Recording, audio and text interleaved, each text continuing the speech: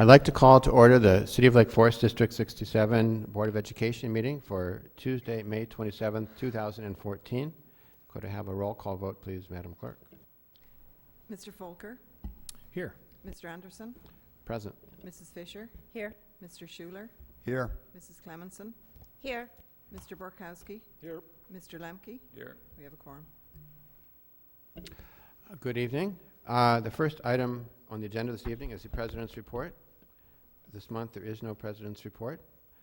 The next item on the agenda is the Superintendent's report. Mr. Simic. Thank you, Mr. Anderson. And Mr. Cardamone, I believe you've got something that you would like to show, and I'll follow that up with some other things.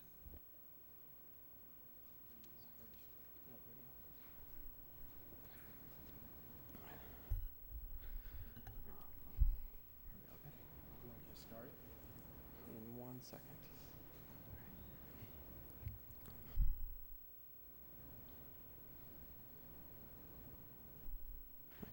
Well, good evening, everybody. Thank you for having us this evening. We wanted to talk a little bit. Oh, we don't want to see that part yet.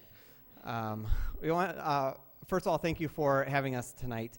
I want to really introduce really quickly Emily Correa, who is one of our 5th and 6th grade Spanish teachers who works not only with our Spanish students, but also is one of our directors and our lead teachers for our effort coordination and effort students.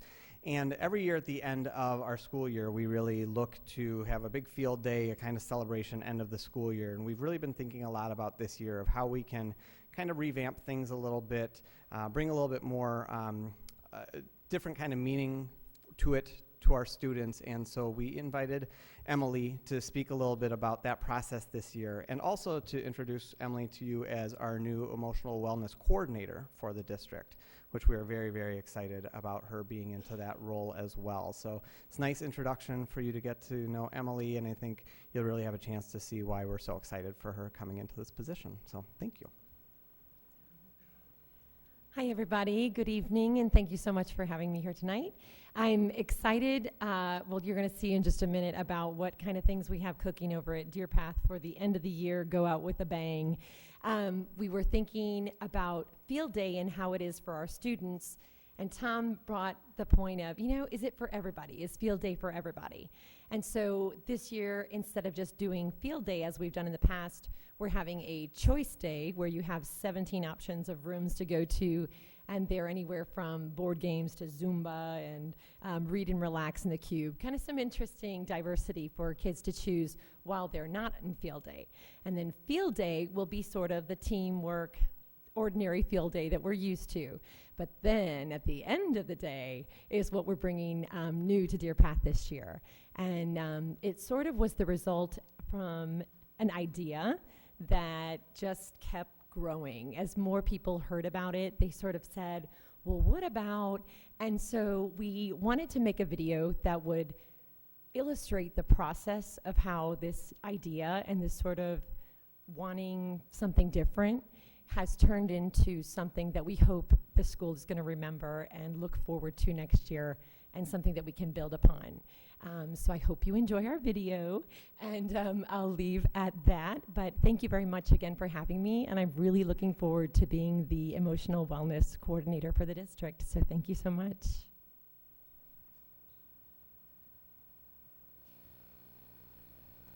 So in thinking about field day this year, I don't know, I keep thinking, can we try something different? I think, the 5th graders had field day last year in elementary school, all those years. The 6th graders had it as well. Let's do something different. Like, I like field day, but can we add to it? Can we do something? You know what? Mr. Kroll had mentioned that at his old school, they did a 1-mile run around the school. Let's call Mr. Fazio. He would know how long our track is. Oh, he would totally know. Let's call him. Okay.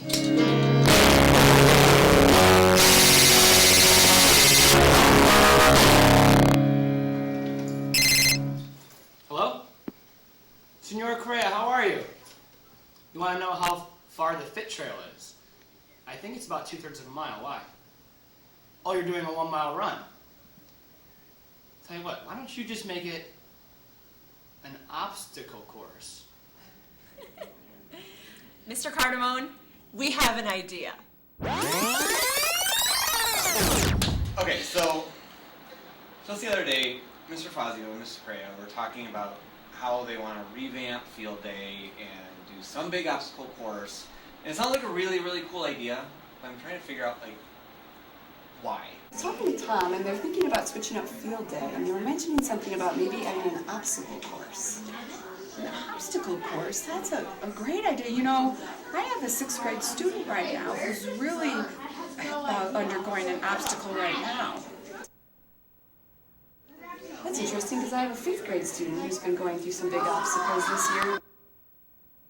We've been trying to think of doing something to rally around and show support for a good cause. So what if we had, groups or teams of students and teachers who came together, and we had to pay a little entry fee to participate in the obstacle course, and we could donate all that money to cancer research, and we could do it in honor of these 2 kids that we've been wanting to rally around all year.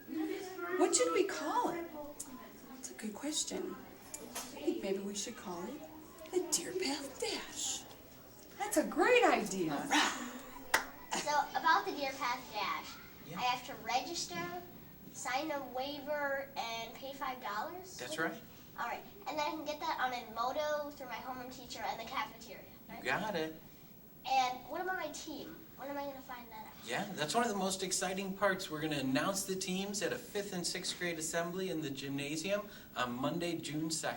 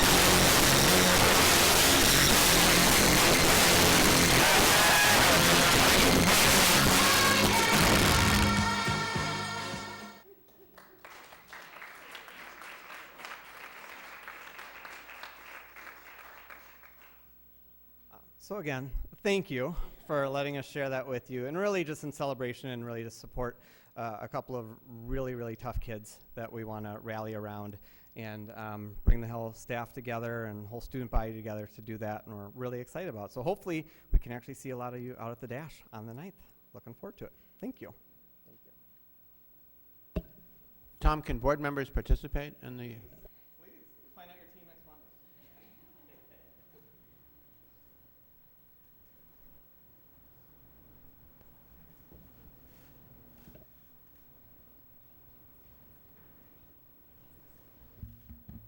And do you have to eat the raw egg, Tom, in preparation? Right. Okay, so mine is not going to be nearly as exciting as that. I knew I should have gone first. So I wanted to address a few things that have come up in recent conversation. One of those that some of you may have heard about are the the lists, the Newsweek, the U.S. News, and so on, and those have been making the rounds in the community. I'll also show you some comparison data, and also finally, and I think most importantly for our kids, talk about the costs and particularly the benefits of a Lake Forest education. So one of the questions that comes up, the U.S. News and World Report came out, and the high school went from number 17 to number 24, and that elicited a number of different comments. And can we do better on these lists? Yes, we can. One of the main things that will wind up being an indication of, hey, what are we doing to improve the building is we really did hire a terrific principal from the number one, it's the magnet school in the state. But important to remember in these U.S. News and Newsweek things is that people produce lists because it's good for them. It's not because they're good for anybody else, us in particular, but people read the lists and then they sell magazine subscriptions because of them. That said, there is a lot of room to grow in college readiness as measured by U.S. News. We tend to do better on the Newsweek because the metrics are a little bit different. But if you want to climb the list, one of the easiest things that we can do is reduce some of the barriers to access of our AP curriculum across the board. And one of the things that happened with science this year is they eliminated the barriers to access for the science AP, and the students signed up 32% increase in those courses. To give you a little bit of an idea what participation rates look like, and the U.S. News is very heavy on the AP participation rate.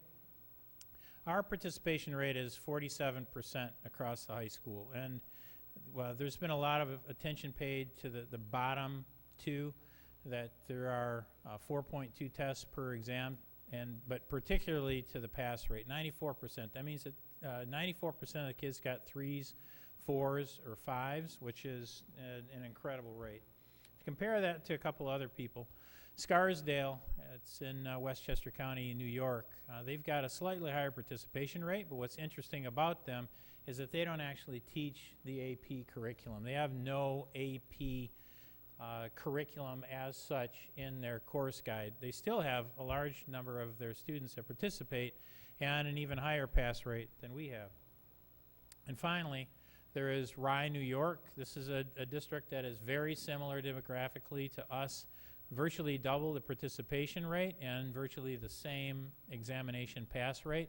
So it's really sort of a dialing in of how many students do you want to take, how much emphasis is placed on students getting a 3 or a 4 or a 5. Historically, there's been a great deal of emphasis on our students getting 5s, and that changes who then winds up being recommended or admitted to the course and so on. So there really is sort of a weight that you place on all these things in terms of what your priorities look like. One of the questions that came up was, hey, what indication does this have on our students' ability to get into the most selective schools in the nation? So I did a little bit of research on that. Interestingly, Stevenson, a neighboring school and one of the peer group for our high school, these are the 5 most popular schools that Stevenson students attend, and you'll see some commonality here. So this is our top 5 and their top 5. So the top schools are the same, and then they change a little bit at the bottom. Then also, very interestingly, looking at highly selective schools, both in terms of the Ivies and then also in terms of liberal arts colleges, how do the two stack up? And these are the total number of acceptances over 7 years. One of the things that may jump out at people is there was a time when high test scores and high grades got people access to these places. The competition is such that it is incredibly hard for kids from a major metropolitan area to have access to these places. So you can see Stevenson is about 3 times larger, and we're right about on pace in terms of Harvard. At Yale, we place a lot of students there. Relatively speaking, Princeton is a little bit harder for us for whatever reason to have kids get in, and in Cornell it's really disproportionate there, and so we are again a third smaller than Stevenson. This is over a 7-year period again. Williams and Amherst was the two most selective liberal arts colleges in the nation. This is also skewed by the number of students that apply. For whatever reason, we have a lot more students that apply to Williams and Amherst than Stevenson does. Why that is, I'm not, it's hard to determine what that is. The reason to show this is that we're very comparable to our neighboring institutions. This also is linked to one of the things I was talking to APT parents about, is that one of the things that there's an assumption, a built-in assumption, is if I get my kid into the most selective school, if my kid stretches like crazy and gets into that, this is going to be a lifelong benefit to the student. And while there are lifelong benefits, there are, particularly in terms of science and math, real things that parents and students need to be aware of. And that is, if you're at the top of your class at these highly selective places, you're going to enjoy a disproportionate benefit. But one of the things that Gladwell points out is that there are really significant downsides to be on the bottom of any sort of hierarchy. And so the top kids get the degrees, and this is as true for the most selective and the least selective schools when he was looking at science and math. So he says if you look at any college, you'll always see the same pattern. Kids who get the math and science degrees are the ones that are at the top of their class, and the ones at the bottom of their class never do. And so relative standing in your class makes a huge difference. And this also makes a difference in terms of where kids wind up going to school. So if you've got an oldest child, for example, that is just going to take on the world and conquer the world, that sort of student always wants to be thrown into the deep end. Well, that's one kind of college that you might look at. Another student really wants to be nurtured, really strives to have relationships, doesn't want to go to the library and discover that the page has been ripped out because the answers were in it. If your kid's the kid that makes the copies and gives the answer to everybody, that's a different kind of kid than the super aggressive kid. There's this thing that Gladwell calls exceedingly robust as a phenomenon, that we base our assessment of our standing based on our immediate circle. And in a place like Lake Forest, this is really, really easy to do. You just don't have to look very far to find somebody with a nicer house. The home tour was just a couple weeks ago. Terrific example of that. A cooler car, all the appearances that they've got something going that we do not. And that shows up with our students in very pronounced ways as well. That a student with a 25 at our high school thinks, holy smokes, I am just at the bottom of the barrel. If they looked at themselves on a national level, they would say, you know what, I'm in awfully good shape. So I'm in the 79th percentile nationally. Well, in our high school, that 25 looks very, very different because there are so many strong students. The 30, the 95th percentile nationally gets you access to literally any school in the country, from the most selective to the least selective. And a lot of our kids look at 30s and say, you know what, I just don't measure up. So that idea that we measure ourselves against those who are immediately around us is something that our students are affected by. So the truth of the matter is if our kids take 4 years of math, science, history, English, they're going to be at the top of just about any group that they want to be in around the country. And for some of our students, that means that major universities, they find their sense of place there, their college selection. It's a great place for them to be. A lot of our kids, a lot of our parents, we're very involved in leadership and other things in sororities and fraternities. That's a great place for them to be. But what I would offer up is that there are things that our kids are overlooking that our students, I believe, would really enjoy a very disproportionate benefit because of where they come from and because the fantastic preparation that they've received from the kindergarten all the way through 12th grade.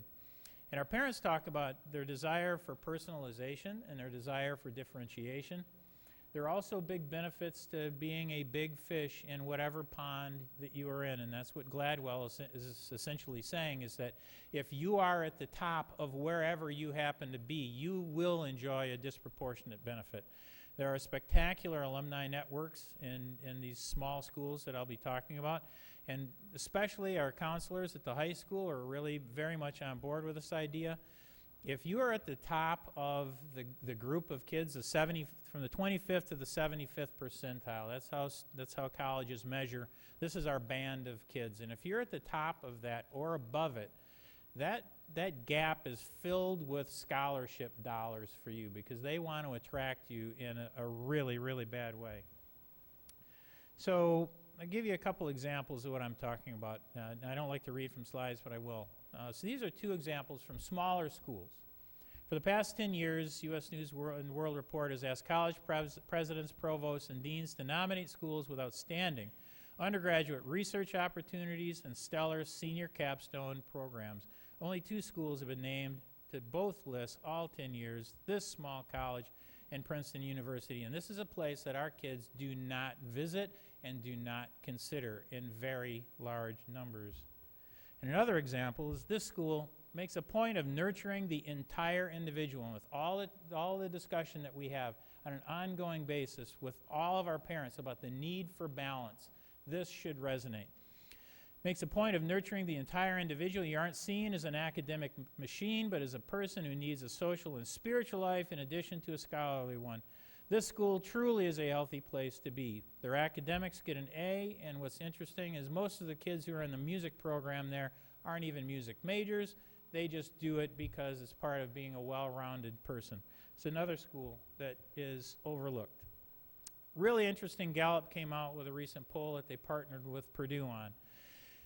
And these first 3 questions, I had at least one professor who made me excited about learning. That's a relatively small number, if you ask me, that you pay for 4 years. If you're looking at, if you go to a number of our institutions, you can be on the hook for $50,000 or $60,000 a year, and you would have a 1 in 3 shot that your child did not have one professor who made him or her excited about learning.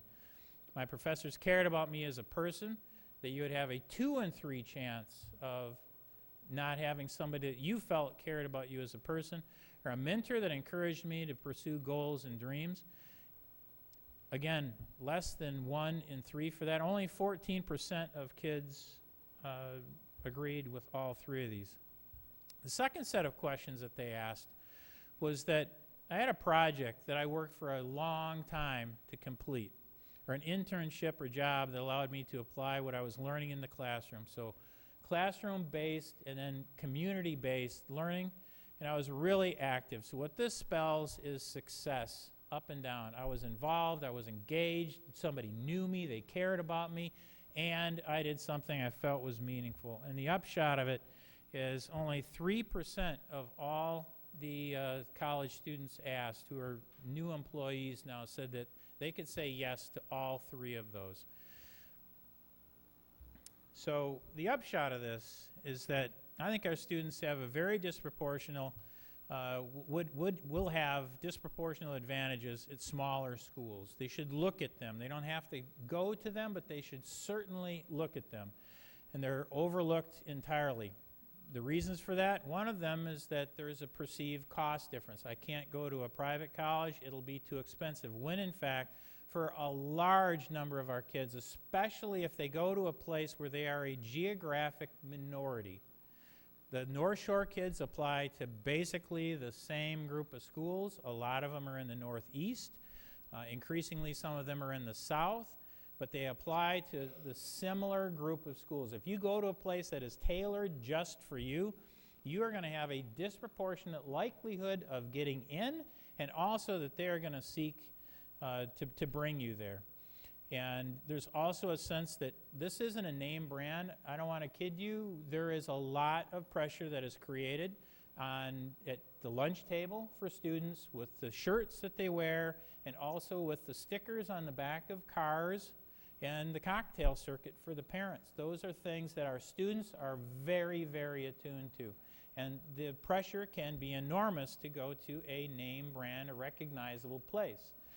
And so what I would advocate for is for students looking more and more, and for parents recognizing that looking for just the right place for my kid, the place that personalizes things for my kid, the child is going to have, your student is going to have a very disproportionate benefit there. The consequences of being at the bottom of a hierarchy are huge, And I would also advocate for a 6 or a 7 year view, that if you're going to spend $250,000 on an undergraduate education, you better be getting $250,000 of value added. Unless mom and dad have a really large bankroll, which we hear from our counselors at the high school, money is almost always a consideration. At the end of the day, it is a consideration, because in this day and age, people don't have $500,000 by and large to throw at every one of their students' education. So that 6 or 7 year deal, if you're going to spend your money at this point in time, you might very well be better off spending it on a graduate school at that tough to get into place than at that undergraduate institution, where if you go for a stretch school at a highly selected place, they are very unlikely to give you any sort of assistance to go there at all. And there's also that chance you have to weigh of, am I going to be a big fish or a little fish in that pond? So these are things that I think will benefit our kids, and wanted to put that out there for the community and for our board to consider. Happy to entertain any questions. I'd just like to say, Mike had already done this similar presentation at the APT annual executive meeting a few months back, and was very well received by people. And even though we are a K-8 district, everyone's looking forward, and we're always looking to where we're going. So much appreciated. Thank you.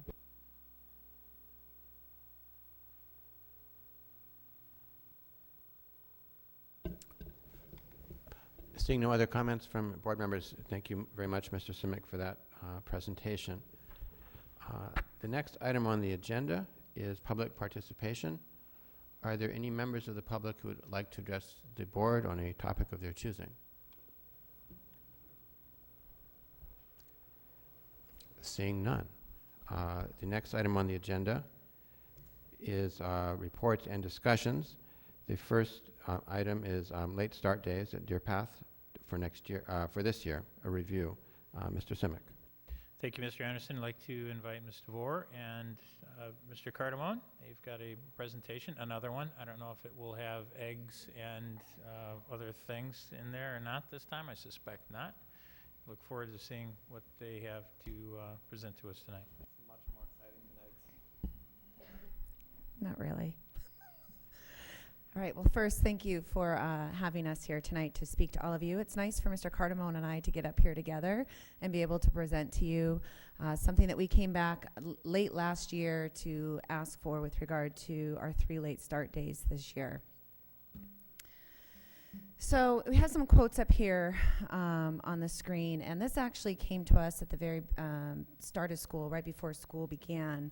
All of the District 67 staff had the opportunity to meet with one of the trainers from Capturing Kids' Hearts. And it was such a powerful training for many of our teachers in the past 2 years that we wanted all of District 67 to be a part of this, just to kind of see what this was all about for those who hadn't been trained. So I won't read necessarily through the first 3 quotes, but it does have a lot to do with the culture that we create within our school as far as the adults. The last quote is the one that I really want you to pay attention to, and we'll speak to a little bit more as we get to further in our presentation. The last one says, we become high performing as a unit.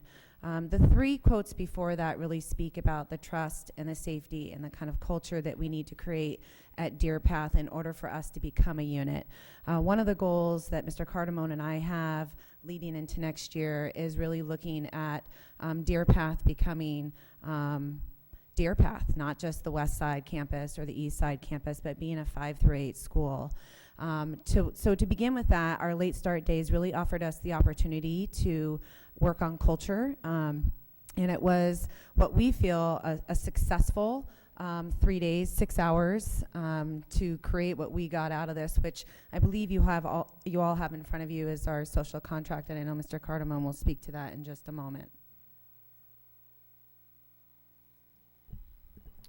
Referencing the social contract, this is something, and I was one of the faculty members who went through the Capturing Kids' Hearts training, and a big element of that was, as a teacher, as you're coming back to your classroom, what is it that we all believe in for one another, and how are we all going to support one another, and what are those norms, what are those expectations in a classroom within a building, and that's something that we really wanted to focus on a lot over the course of this school year. As Renee was talking about, really that idea of, no longer is there this dividing line or the separation of east and west, excuse me, but this idea of how do we seek out opportunities and opportunities that were presented to us with these 3 late start days to really look at ourselves as one full 5-8 building, and being given the opportunity for our teachers, and actually I want to stress all of our staff members, office staff, everybody was involved in this, not just our teachers, to really build this common language and these common norms across the campus. So really the focus was to ultimately develop this social contract, which you see is in front of you, which came out of the process of, or came out of the example, the model of what was going on in so many of our classrooms for the teachers who had gone through this. So just to break down and really quickly sort of summarize what these 3 days looked like for all of us. The first day, we intentionally did what we are hoping to do in our classrooms as well, and that was create some differentiated opportunities for our staff members. We had a large number of our staff who had already gone through this 3-day Capturing Kids' Hearts workshop, and we recognized that we weren't going to be able to capture all of that, for lack of a better word, in 6 hours with the whole staff, but really look at those opportunities of how do we develop this and develop this culture, build this team across the entire 5-8 campus. So the very first day, we divided up into, like I said, staff members who had gone through the training, and they worked with a couple of teachers, myself, Paul Szyminski, who had gone through the training as well. And then we also had a much larger group of teachers who had not gone through the Capturing Kids' Hearts training, and just sort of a Cliff Notes version of what came out of those 3-day workshops that we had attended, or some of us had attended. In our second day, we start off with what was a True Colors activity. And this is something that we've actually repeated a few times over the past probably 4 or 5 years now. It's kind of cyclical, so every 4 or 5 years, I'd say, while I've been at the campus. We've gone through this activity as a staff, but again, it's been sort of more departmentalized or one side of the building, whatever. And what the True Colors is it's really kind of a personality test. And it's really, you're broken down into, what are your strengths, what are your areas of growth, and there's 4 different categories, 4 different colors. And the whole intent of this was recognizing that idea that we're not all the same, that we're not always going to be, maybe seeing eye to eye with the person that's sitting in the room right next to you, but looking at it with a different perspective and seeing that, okay, I understand that this person is an orange and they're more of a risk taker, where I'm green and I'm the person who really has to logically think through things. And so it's really those blending of personalities, and we needed to get to that point for people to be able to really see why people sometimes will think differently. So following that, the end result of that second day was coming up with our 4 key questions that we're trying to decide as a staff and as a campus. And that is, how do you want to be treated by others? How do you want to be treated by others when there's conflict? How do you want to be treated by your building leaders? And how do you think building leaders want to be treated by you? And we really spent some time really more just introducing and developing those questions, which led us into our third day,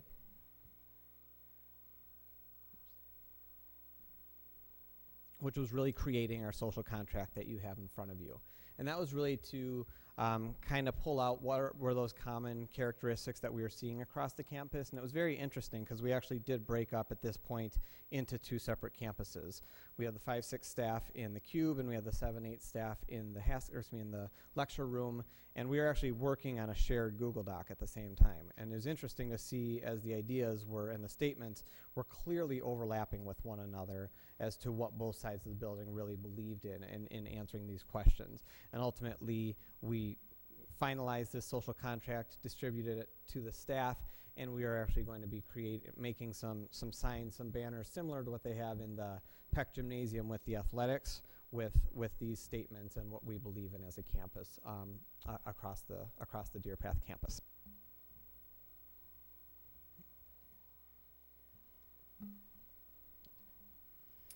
So one of the things that we did after we completed our 3 late start days were to receive feedback from our parents. And I know that this was part of our discussion last year to make sure that we were gathering feedback from them as well. So you can see here the question, how much of a disturbance did the late start days have on you or your schedule? 80% of our parents, and there wasn't a great deal of parents, and just so you know, this went out for 3 weeks straight in our Friday flyer messages, in addition to our website, to try and gather as much feedback as possible. We got, I think, close to 120 of our parents to respond, which isn't a lot. But from the ones who did respond, about 80% of our parents within this survey who participated said that either somewhat to not at all that did the late start days have a disturbance on their schedule. Next question we asked were, I was aware of the overall purpose of our late start days for teachers. Again, the same amount of respondents. We had 65% who responded favorably to this specific question. And then our last question was whether or not parents were aware that Croya was available. I believe we had 94% of our parents were aware that Croya was available. And we had an average of about 25 students each of our late start days who showed up to Croya. And, you know, speaking with Todd over at Croya had said that they felt that it was successful partnership between the district and the school and Croya themselves.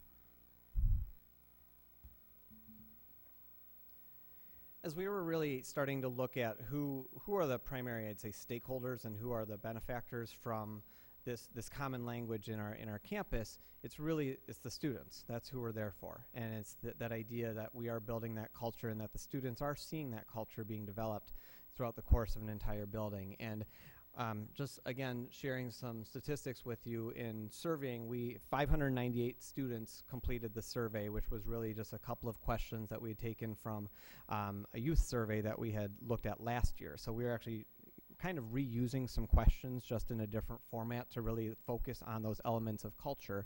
And out of our 598 students, 477, so 80% of our students did feel that our adults are treating the students with kindness and respect. So again, 80% mostly or a lot of the time. Then also, just moving forward a little bit more statistics, very similar numbers, 77% of our 598 students who participated in this really did feel that the teachers and the faculty are mostly or a lot of the time friendly to the students in our building. As we are starting to move forward and as we're really starting, this was our starting point and this was our jumping off point is how we want to proceed as a school and what our vision is, what our goal is to start to truly become as we're moving forward. We've spent so much time this year, some really, really obviously effective, positive time starting to not only starting to, but developing that mission and vision of what we believe in and where we want to go as a school and as a district as a whole. And so something that we're doing with feedback from our students and feedback from our staff as a starting point is starting to go into those ideas a little bit more, specifically how we're going to focusing on our elements of mission and vision with the growth and progress of all students, personalized learning for all, student choice, learning without boundaries, supporting all students socially, emotionally, and intellectually. And we've presented all of our staff members an opportunity to do a summer book read, which is how we're really going to kick off our school year next year. And so we chose these 5 different titles up here, everything looking at how we are kind of assessing students differently, to what does that look like, the concept of fair isn't always equal. A number of us actually had a chance to go see Rick Wormelli speak a couple of weeks ago, and it was just extremely powerful and extremely exciting because it was really a hook of what we're all believing in right now as our school. Looking at different types of assessment, really the differentiated classroom, that idea of how are we embracing all the different learners that are coming into our buildings on a daily basis and giving them those differentiated opportunities to support the unique needs and the unique learning styles that enter our building. The mindset by Carol Dweck, really just looking at kind of a shift in some of our thinking. And then flip side, which is a continuation of the intentional relationship building with students. And to go back to something that Flippin has said, and we've used a lot in our staff this year, and I've probably said it in many other forums, the idea that you have to be able to capture a kid's heart before you can capture their mind. And I think this is truly something that we're invested in as a staff and as a school. So this is going to be our starting off point as we dive into what our proposal, I guess, ultimately, which Renee is going to talk about, really why we are asking for these 3 late start days again going into next year. I think it's really important to note as we've gone through this presentation and we started out with the overall purpose was to create this culture between the adults. And we know that our students see everything that's happening within the school. And so we want our adults to be treating each other just as we would hope that our students would be treating one another, and our adults treating our students. And so I think especially that feedback from the students and their response to how they feel that they're being treated within the school day really speaks powerfully. And, you know, I don't think Tom and I really realized in the very beginning when we met with our committee, we had a committee of teachers who worked with us to create these 3 late start days. And we started with the end goal in mind and where we wanted to be at the end of that 3rd day, those 6 hours, which was creating this social contract. But as time went on and, you know, Tom and I and some of the teachers had an opportunity to go and visit other schools in the local community and in New York and Michigan, I think we were starting to see that this was much bigger than just these 3 late start days having to do with the DPM social contract. I'll tell you honestly, I think it was an awesome place for us to begin. And I'll speak to this, and I put this quote up here with Jim Collins and Mike Simic because Mike speaks often of this quote. Culture eats strategy for lunch. And without us developing the culture of trust and safety and opportunities for honest and effective communication, it'd be very difficult for Tom and I's vision and what this district's vision for us to move an entire school forward. And I know that I've spoken with some of you before in other meetings that we've presented. We have an awesome opportunity here, and we have an awesome staff who really want to look to move forward. I think one of the things that's been missing for quite some time now is that culture piece. There's been a lot of shift and change in leadership, and I think people are looking for some stability, and they're looking for leaders that they can trust. And hopefully we're around for a little while to see this change occur over time. But really, you know, when we come to you tonight and we're asking for an additional 3 late start days for next year, it's not because we want to continue necessarily the DPM social contract. It's because we want to take what we did with the social contract. We want to take those 5 books that you saw, which really they fall under this umbrella that the district is moving towards as far as their mission and vision. You know, it emulates it. It discusses differentiation. It discusses student choice. It discusses grading practices, looking at assessments, and building relationships with our students. All the things that we all spoke to when we were talking about what we want our district vision and mission to be. So, you know, our next step and our goal and our vision is that we move Deer Path Middle School to a 5-8 schedule, master schedule. When you're working with over 100 faculty members and even more staff, and you're working with 1,100 students and everybody's parents, this is not an easy move. This is systemic change. So we're not just looking at a 5-8 master schedule, looking at a 5-8 master schedule that embeds all the things that Tom just spoke to in the previous slide, the personalization piece, the building relationships, the opportunity for choice, the opportunity for innovation.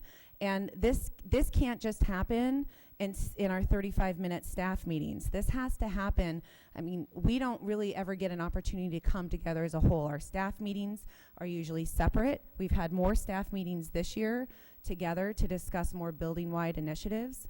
But really 6 hours, and I've gone through this process before in looking at systemic change at my previous school, and I will tell you 6 hours is the minimum to bring a 5-8 campus together to really come to a place where where everybody really, not everybody because it's not going to be 100%, but that there's enough buy-in for us to move in this direction. And we can't do that as separate campuses.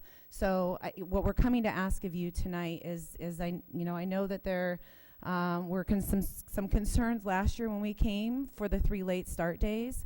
But hopefully you're hearing kind of our process and thinking and knowing that we started this year with looking at building culture, creating this social contract. We're doing some professional development over this summer to really look at some of those ideas that we've been discussing through our district vision and mission, and eventually creating a master schedule that hopefully opens up a lot more opportunity for flexibility, innovation, student choice, and personalization. Any questions? I have a question for you. I love what you're doing with creating the culture and combining the campuses, and love the professional development part. There may be parents that get mad when I say this, but I don't really care that much about the parent inconvenience piece, although I guess it's important. I really care about the kids and the students first. And I said this last year, the question is about taking hours away from education. And it doesn't need to be an either or, because the response is, well, professional development's important. Yeah, I agree wholeheartedly. Have you considered another approach is you could ask the board to fund a professional development day before the start of this year. So you've said you need 6 hours. And I'm not sure the details, but I believe our contract, we can pay pay our staff to come for professional development days over the summer. So just throwing this out there, we could not take hours away from education and still give you 6 hours or 7 hours or 2 days. Is that something that would be equally good and better for students? Do you mind if I speak to this? It certainly would be valuable to some degree. I can speak to prior experience that having a day with all of our teachers at the start of school and not following through with that throughout the year, it will be lost. So I think, you know, our idea in looking at this for next year was to basically, you know, if the high school late start days come to fruition, is to align like we did with them this year, 3 of them, to have one in September, one in October. We'd love to come and present to the board as to where we are in November, and then come back in January with a master schedule. But to have only that one day prior to the start of school doesn't allow for that fluidity or consistency for that discussion to take place. And it is a constant discussion. This isn't something that's just going to happen in these 2 hours before the, you know, for the late starts. It's happening throughout the month in various settings. That would be my assumption, that whether it's 3 2-hour blocks or 1 6-hour block, it's really neither. It's a big chunk of work being done, but it's ongoing daily, weekly discussion, debt staff meetings. So, okay, well. Thank you. Questions or comments from other board members? Yeah, I put Mike's comment another way. I guess my perspective would be, if we agree that carving 6 hours a school year out of kids' instructional time is a benefit from a professional development perspective, where we need your help is, where do we get those 6 hours back? Because I don't think we want to continue carving time out of our instructional day. As important as professional development is, if this is something we're going to continue, where are we getting the 6 hours back? We can't continue to go forward taking chunks, half days here, half days there, 2 hours here. We've got to come up with a way to get that time back. I think, and maybe this is just a real simplified way of answering this question, is I think the goal would be, as we're developing that schedule, our goal and our expectation is that by the time we get to 2015-16 school year, we have a schedule that's created that would not need that losing of those hours. That there would be much more consistent 5/8 professional development time embedded within what that daily schedule looks like for So our what is a students 5/8 master schedule? Because I'm not, I admit if it's going to take too long to describe it, maybe it's not the right time or place, but I'm not familiar with that. Yeah, to be honest with you, the simplest way to put it is we have 4 grade levels at 5/8, and we have 3 different bell schedules that are going on in our school. 7th and 8th grade is on one schedule where all the class periods are the same length of time. 5th and 6th grade are on 2 completely different schedules, which then causes overlaps here and there across the 7/8 that, you know, when there would be time for maybe a 7th grade teacher to be working with a 5th grade teacher, that's not going to happen anymore because of the differing bell schedules. So the intention would be that we get to a 5/8 bell schedule, same amount of time in the class periods, whether it's blocking, whether it's alternating schedules, all these many different scenarios that haven't even probably been dreamed up yet completely of what that could look like. But I also don't want to promise that we're going to come up with a schedule that has that embedded as a 5/8 professional development. That could be pretty difficult for us to do. But it may be departmental, maybe grade level, and looking at professional development kind of from a different angle. But I will say that, you know, these 2 hours or these 3 days, 6 hours, is really not just it's not professional development necessarily for our teachers, maybe on the process of how you go through systemic change, but really this is to benefit our students. Take the adult piece out of it. They're doing all the labor and the hard work, but it's to benefit our students. It's the professional development will come after the master schedule and how we look at our classrooms differently. This is just kind of the initial steps in order for us to look at our curriculum and how we use our schedule throughout the day differently. So I just want to say that it is for the students. It's not for our teachers. It's for our students. And truthfully, our teachers want this because they know it'll benefit our students in the long run as well. And I agree completely that it benefits the students. I'm looking for a solution it's not an either or, right. It's a both and. And I was suggesting that maybe it could be both and. Tom, a question for you, and I don't want to put words in your mouth.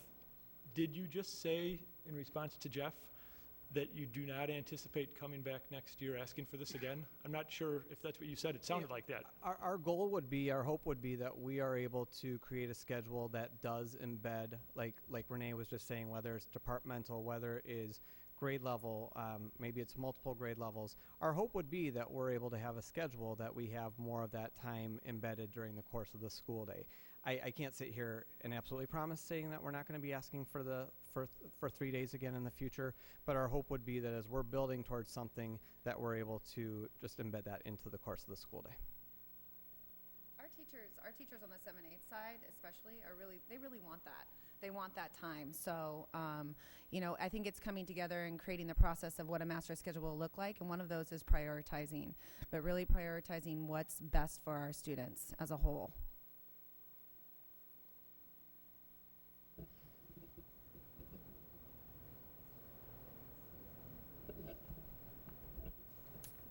Lauren tells us you're going to be asked to vote on this at the next meeting, so you don't have to vote right now.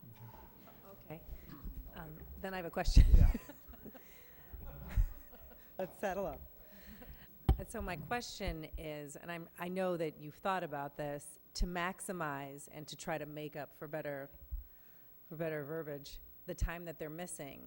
How is the schedule maximized on those days when they do come to school late?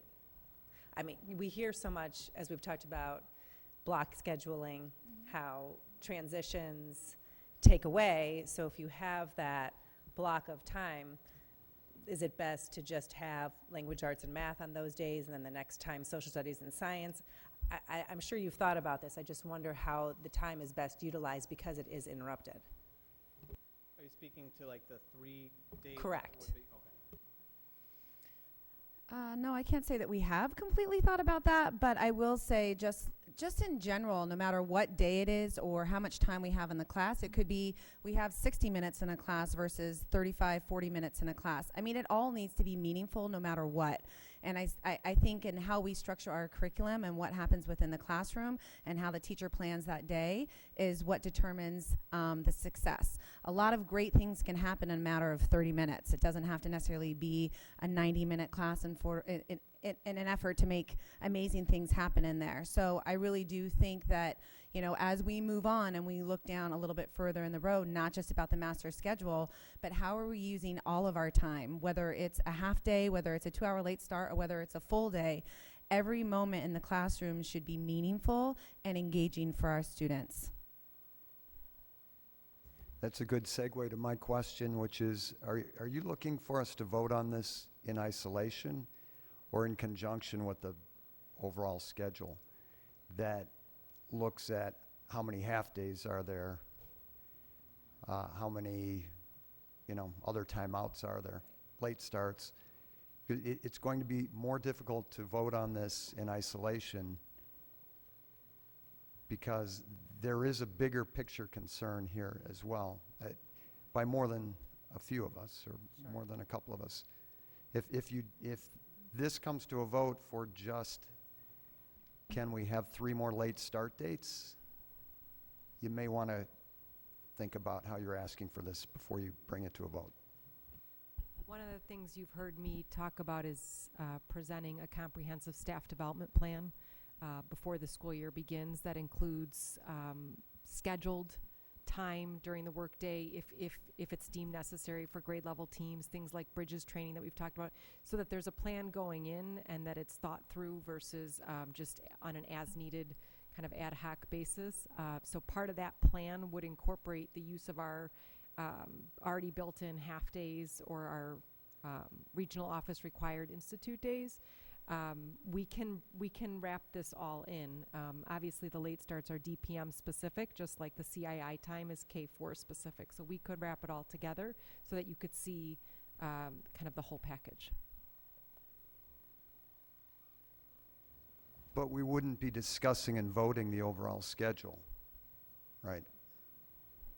That's another topic I in don't time. believe the professional development plan would be something that would be voted on, but it would be then allowing you to see where those late starts fit into the bigger picture. So That would help. But I would like to see, and I think others would like to see, a more comprehensive discussion on this as opposed to in isolation. Okay. Maybe I'm not real clear on this. Are you understanding? I think it boils down to hours, right? You're basically saying we want to look at this as a comprehensive amount of time that we're instructing the kids. So if we're taking hours here, are we getting it back somewhere else? Or are we maximizing the time that we have with the children in the building as best we can relative to meeting certain minimum instructional standards? Yes, and when would there be other opportunities to have these meetings as opposed to having the kids come to school 2 hours later? Can I just make one comment? And this is obviously an issue of concern to board members, which is important. If we're talking about 6 hours a year, that's roughly one school day. That's less than 0.5% of the school year, sort of for long-term thinking. I just reminded of Walter Isaacson's biography of Steve Jobs. He spent 1/2 of one day every week trying to think long-term. So there is some value to stepping back and thinking long-term, I think, for trying to manage your organization. So. Rick, your question is, I'm asking this, you're talking about understanding what other half days are planned and what are all the days off are planned in that context. Is that right? Yes, exactly. And when there is a half day, what's happening in the morning or afternoon when there's not teaching being done? Why can't we use those times? We can bring you this request embedded in that overall plan, so you can look at the whole picture and give you time to think about it before we ask you to vote on it. 'Cause you're hearing from, and Bill, you said the same thing. We don't underestimate the value of it. That's not the issue. We understand you're asking us to maximize all available time without interrupting student learning. Exactly. First. Exactly. Before we ask to take hours away from student learning. Exactly. Yep. I understand. We understand. When do you have staff meetings presently? Once a month? Yeah. 7:50 to 8:25, one Tuesday each month. Okay, so you also just said let's make sure that we put all 30 minutes to good use when somebody asked about the teaching day. Why can't we put that 30 minutes to good use once a week? Why can't you say Monday mornings at 7:50 we're going to have staff meetings until we get the new schedule hammered out?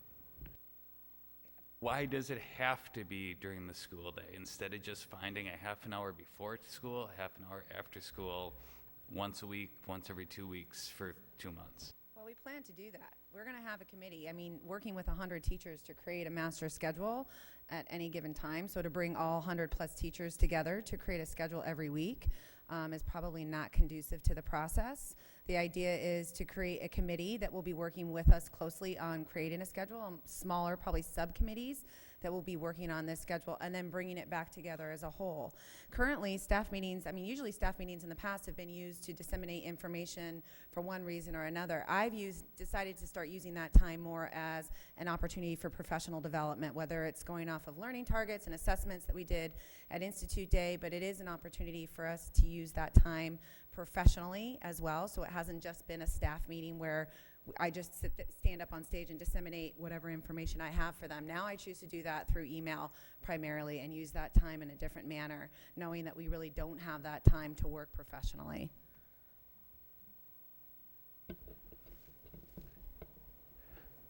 Are there any other comments or questions from board members? Hearing none.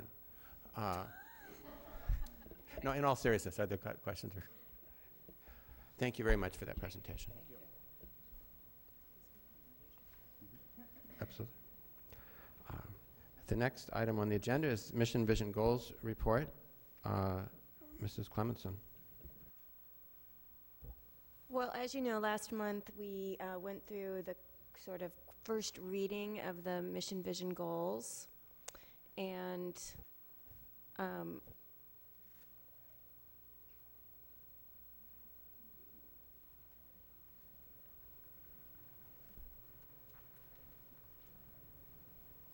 tell me one more time.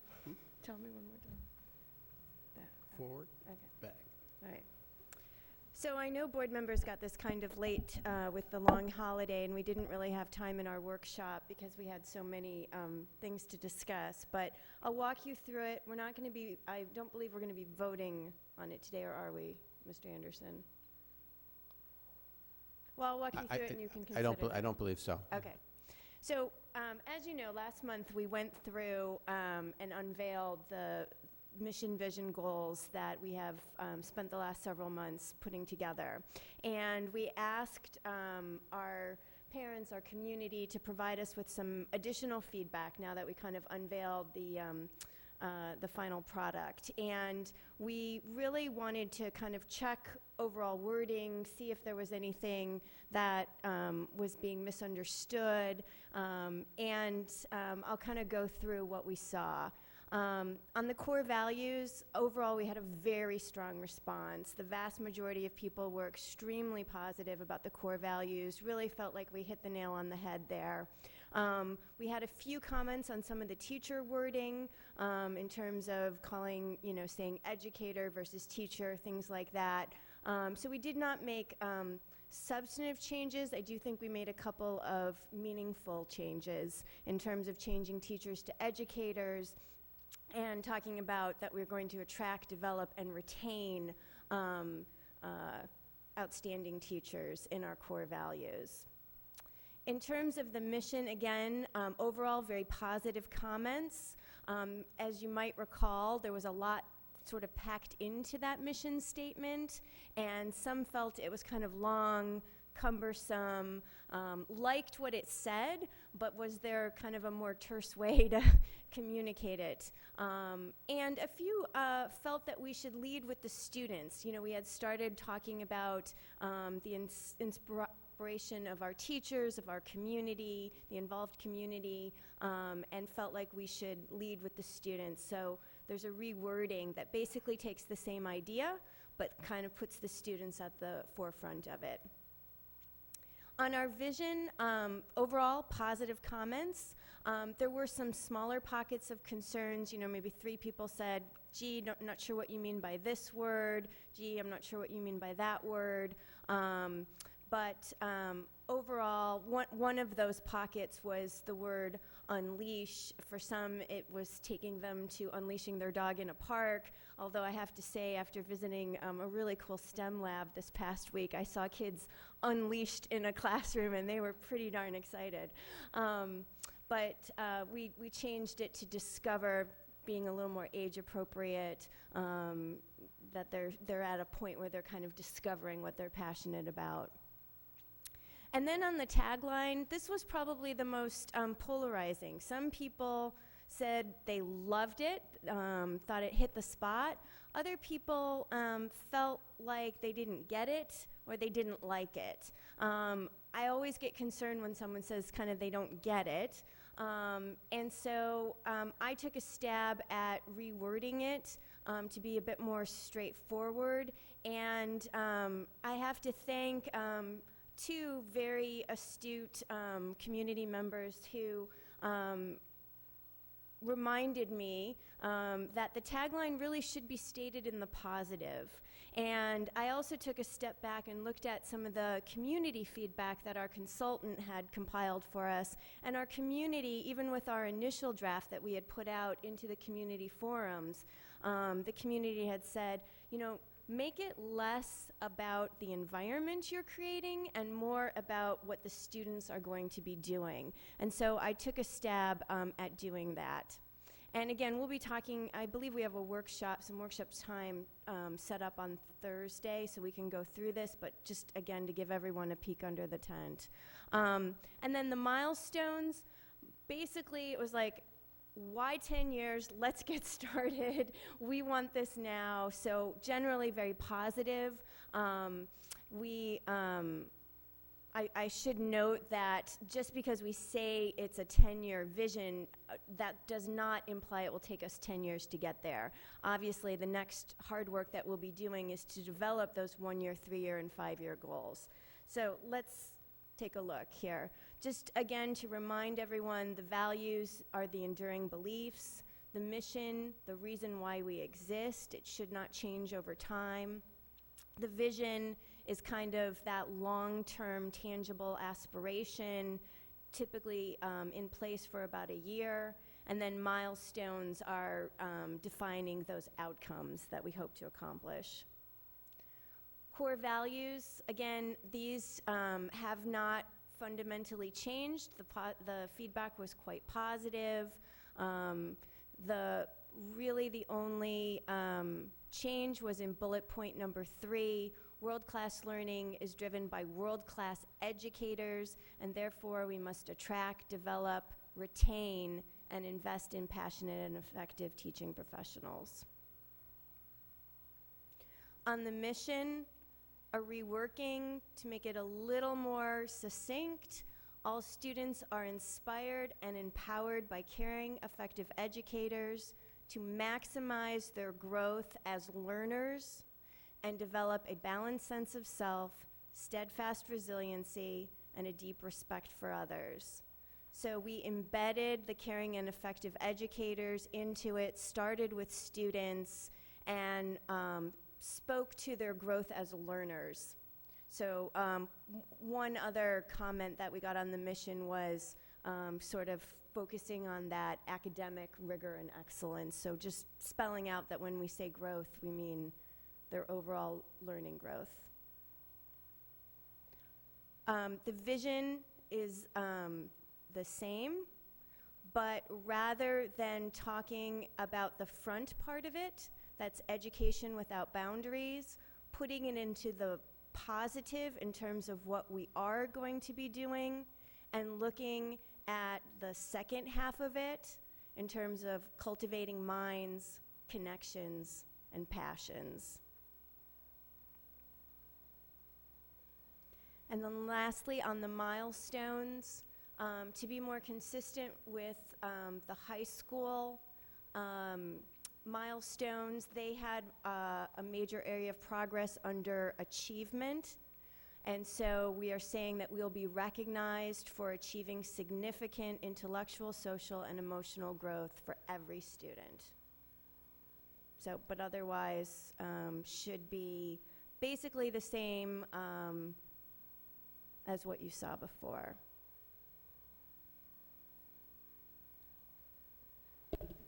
Next steps, the administrators will be creating kind of they'll be looking at that milestone list.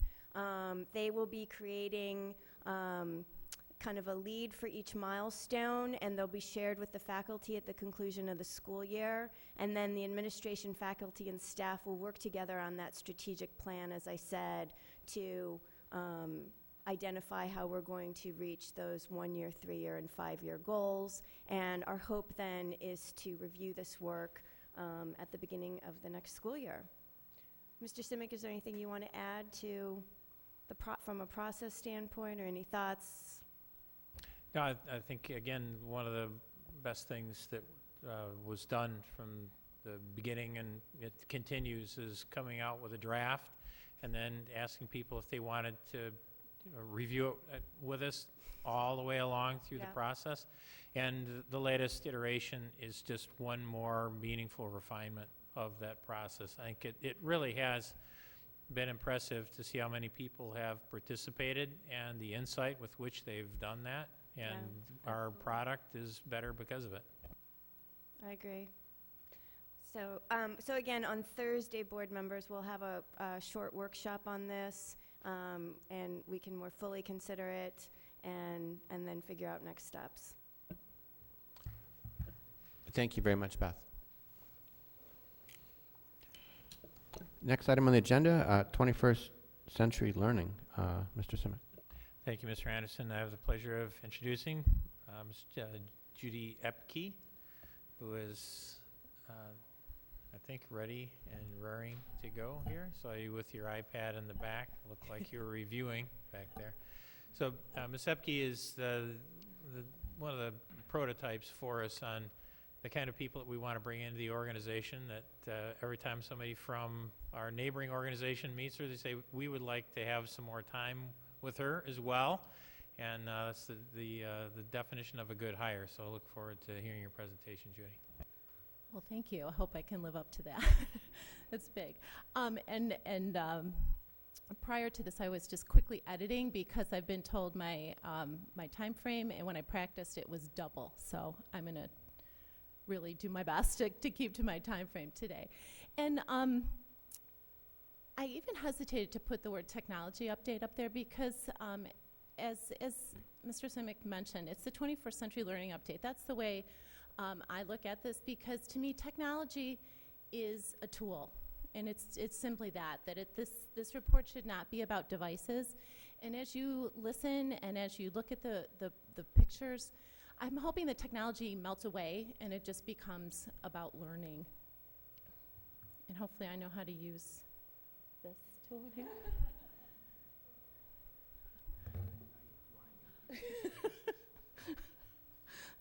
One of the best parts of my job is visiting classrooms, and one of the things that I have really seen this year is students working in many, many different ways.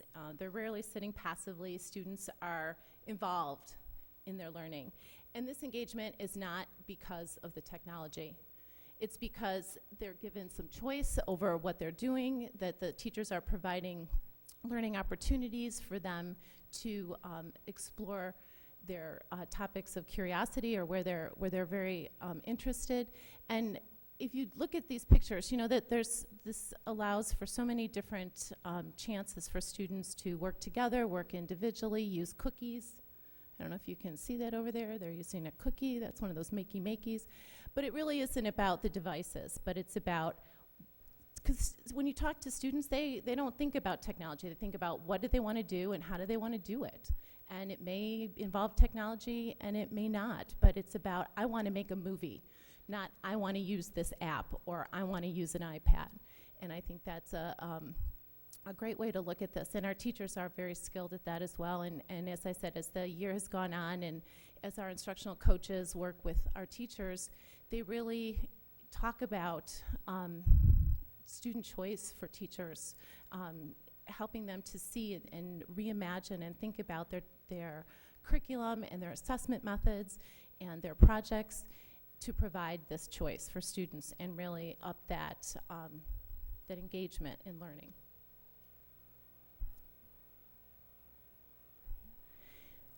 I can't think of a day where I haven't collaborated with somebody in this position, and certainly our students, as they move forward, will need to work with others in whatever career that they choose.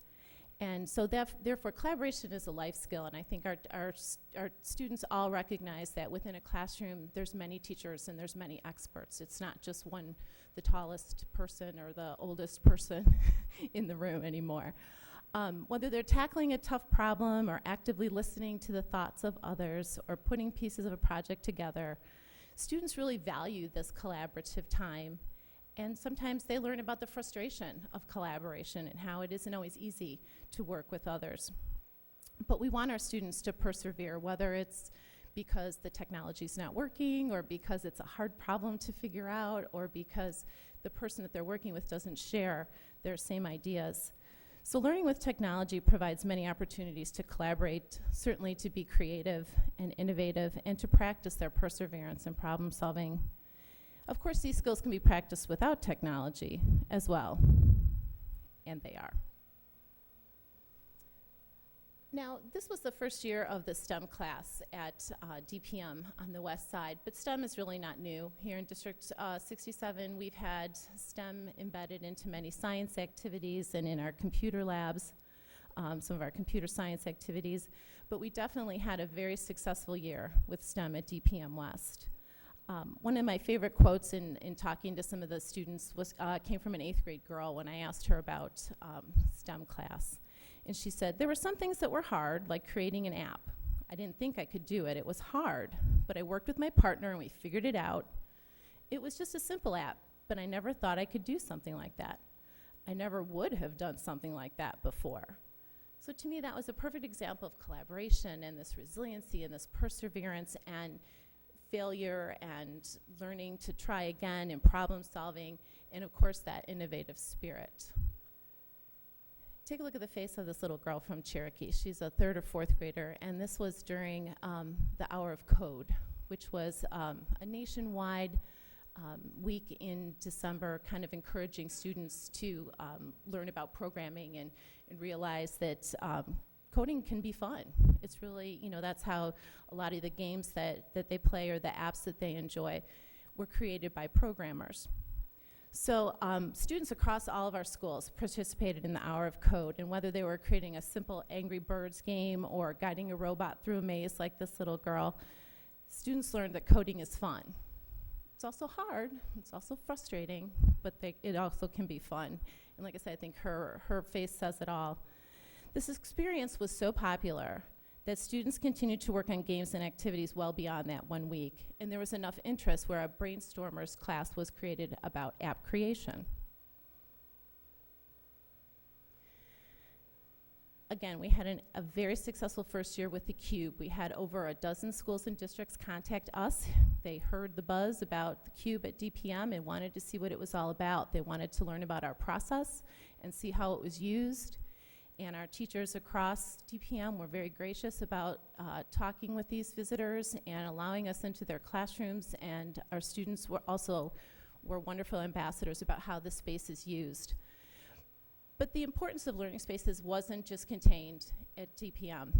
That students or teachers across the district are really thinking about the importance and the impact of color and lighting and flexibility and use of space and comfortable, homey atmospheres, and their impact on learning.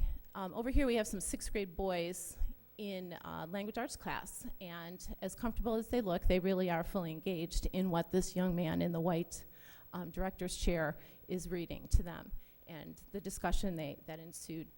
Over here on the other side, that's the Sheridan IRC, and what to me is so impactful about this space is certainly you see the color, and these were not expensive tables and chairs, but the flexibility that would allow, okay, everyone in a green chair, you're in a group, everyone in a pink chair, that they have that wonderful flexibility. The tables could be moved to the side and the chairs brought up, those rugs could be brought together for a large group activity or 3 separate small group activities. The tables, you can't tell, but they were painted white, and then glass, thick, about ½ glass was placed on top, and students use that to write on with markers. Then it can be easily cleaned off, and then it's just a regular writing surface, it's just a regular table, but just that idea of flexibility, how inviting is that wonderful space, you know, just color again, and that concept of flexibility. So that's something, again, teachers across the district are really considering what can they do in their classrooms. And we also, as we saw students come a few months ago, talk about learning spaces. We've had students write grants and try out furniture from vendors about what chairs do we like and why do we like them. So this is something you'll hear me talk about over and over and over again. So, but that's definitely something that impacted our learning this year. Now, even though we were really interested in what was going on in the classroom, we also had to bust out those walls and learn beyond the classroom. Over on the left-hand side, there is an 8th grader, and he's actually talking to that app creation Brainstormers class over at Everett.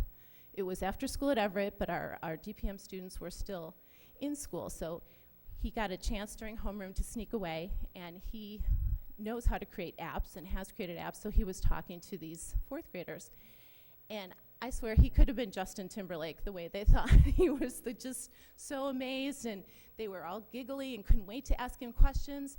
And if he could have given them his autograph, they definitely would have asked for it. I mean, they just thought this was just the neatest experience and learned a lot about making apps.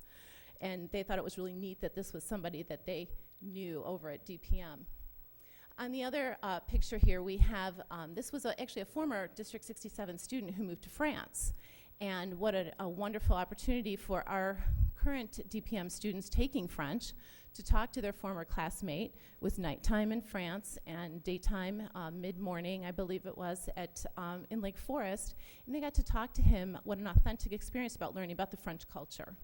So that was really neat, just a real simple Skype setup there in the cube.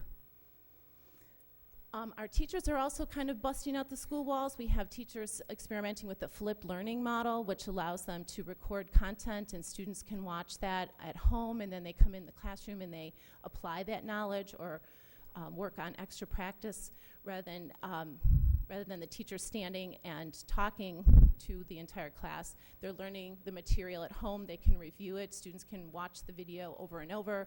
They can slow it down. They can take notes. They can, it's really quite personalized and differentiated for them. And then when they come in, they're applying that knowledge, or as I said, they're getting extra assistance. That working with other people in that sense, or getting that extra help, is not something I can do at home. So they're taking advantage of having the teacher and having their classmates and doing activities with the content in school. Now that's not really a new concept. I mean, even way back when I was a teacher, I did things like that. But this concept of recording lessons and posting them and having students have the ability to look at them repeatedly or watch them, or if you're homesick, you're not really missing out. That's kind of a new concept and something that teachers are starting to experiment more with and find an interest. It's not going to work for everybody, and teachers are doing it very differently. There's no one way, but it's definitely something that has busted out the learning beyond our school walls. We had a great implementation of our brand new website, and that certainly has broadened our impact on the internet world, but we've also found other ways to share with a world audience. That down in the right-hand or left-hand corner there, you see the Brave Times. That is the newspaper club at Deer Path, and this year they decided, Mrs. Hardy and Mrs. Courtney decided, along with the students, to do an online newspaper. So there's a group of students that kind of manages this online newspaper, but students from across the school can submit content, can submit ideas, participate in polls. We have two fifth grade brothers that make videos in their basement. They're really good, and those are posted.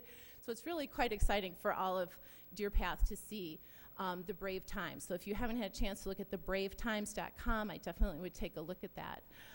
Deer Path also has a YouTube channel, and it's a place where students post work and teachers can post tutorials and things like that. Now, it's not available to the entire world because we do want to keep it slightly protected, and students can't just post anything they want to, that they do need to work through a teacher or one of our instructional tech coaches. But the links to these videos are then shared through Edmodo or posted on in other ways. They can then be shared with family members and with grandparents, things like that. But it's really been exciting for the kids to post things on YouTube, and it's a great way for teachers then to share the content with their classes as well. Tom and Renee both have just started Twitter accounts, so if you want to follow what's going on at DPM, I would encourage you to follow Ms. DeVore and Mr. Cardamone. They have started posting pictures and little blurbs about what's going on in the school, and it's a great way to learn about what's going on at Deer Path. And then I think I'm especially proud that we've had 7 of our teachers were presenting at the ICE conference and other conferences around the state this year to share what was going on in our schools, different activities and projects. And we also had 4 of our students present at conferences. That the SIT conference, the Students Involved in Technology, is a conference run by adults, but it's students presenting to other students. So students in grades 3 through 12 attend SIT, and it was back in February in Buffalo Grove, and we had 3 fourth graders present on Google Apps, And then our resident expert on app creation there, the young man you saw Skyping with the fourth graders, also presented. And again, they're presenting to their peers.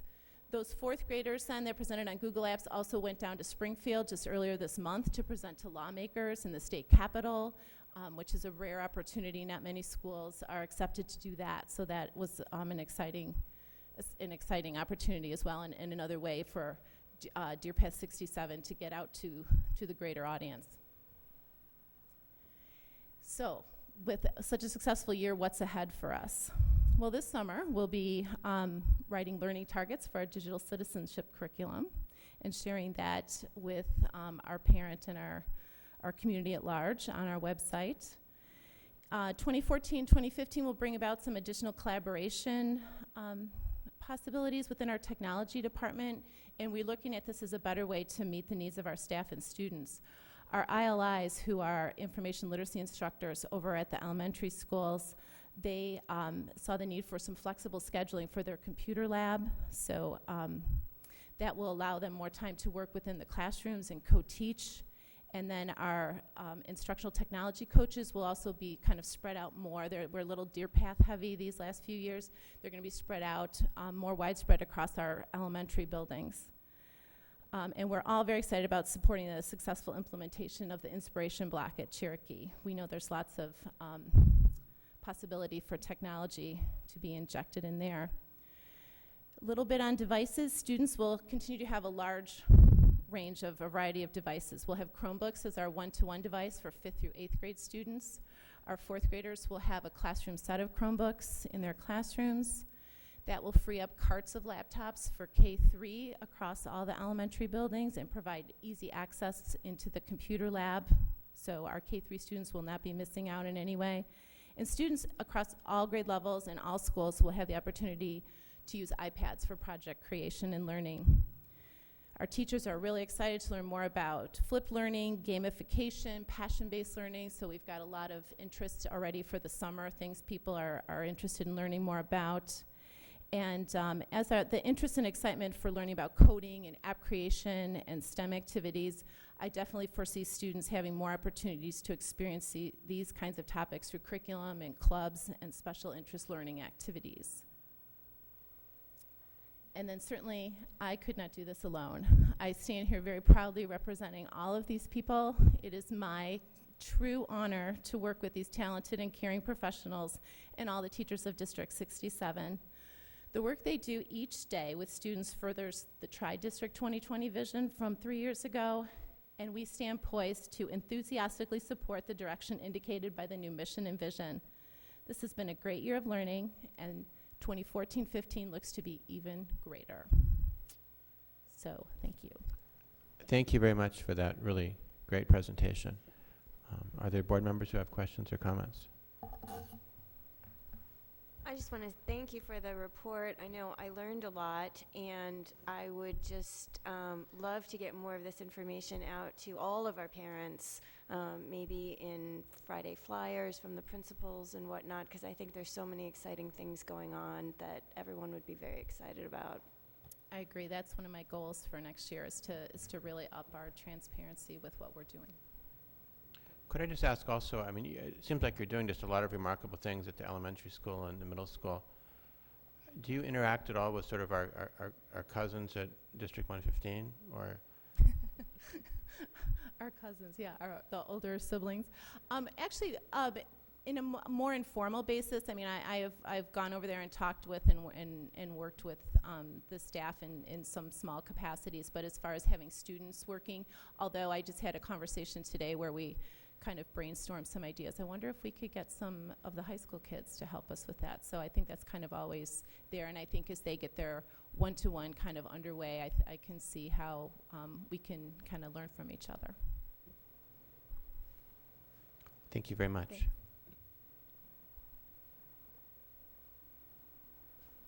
Next on the agenda are board committee reports. The first is the Board Education Committee. Leslie Fisher. Thank you, Bill. Well, Judy's report is a perfect segue into my report. The Education Committee has not met in the last month, but we did meet on April 16th. The report from that meeting was presented at last month's Board of Ed meeting.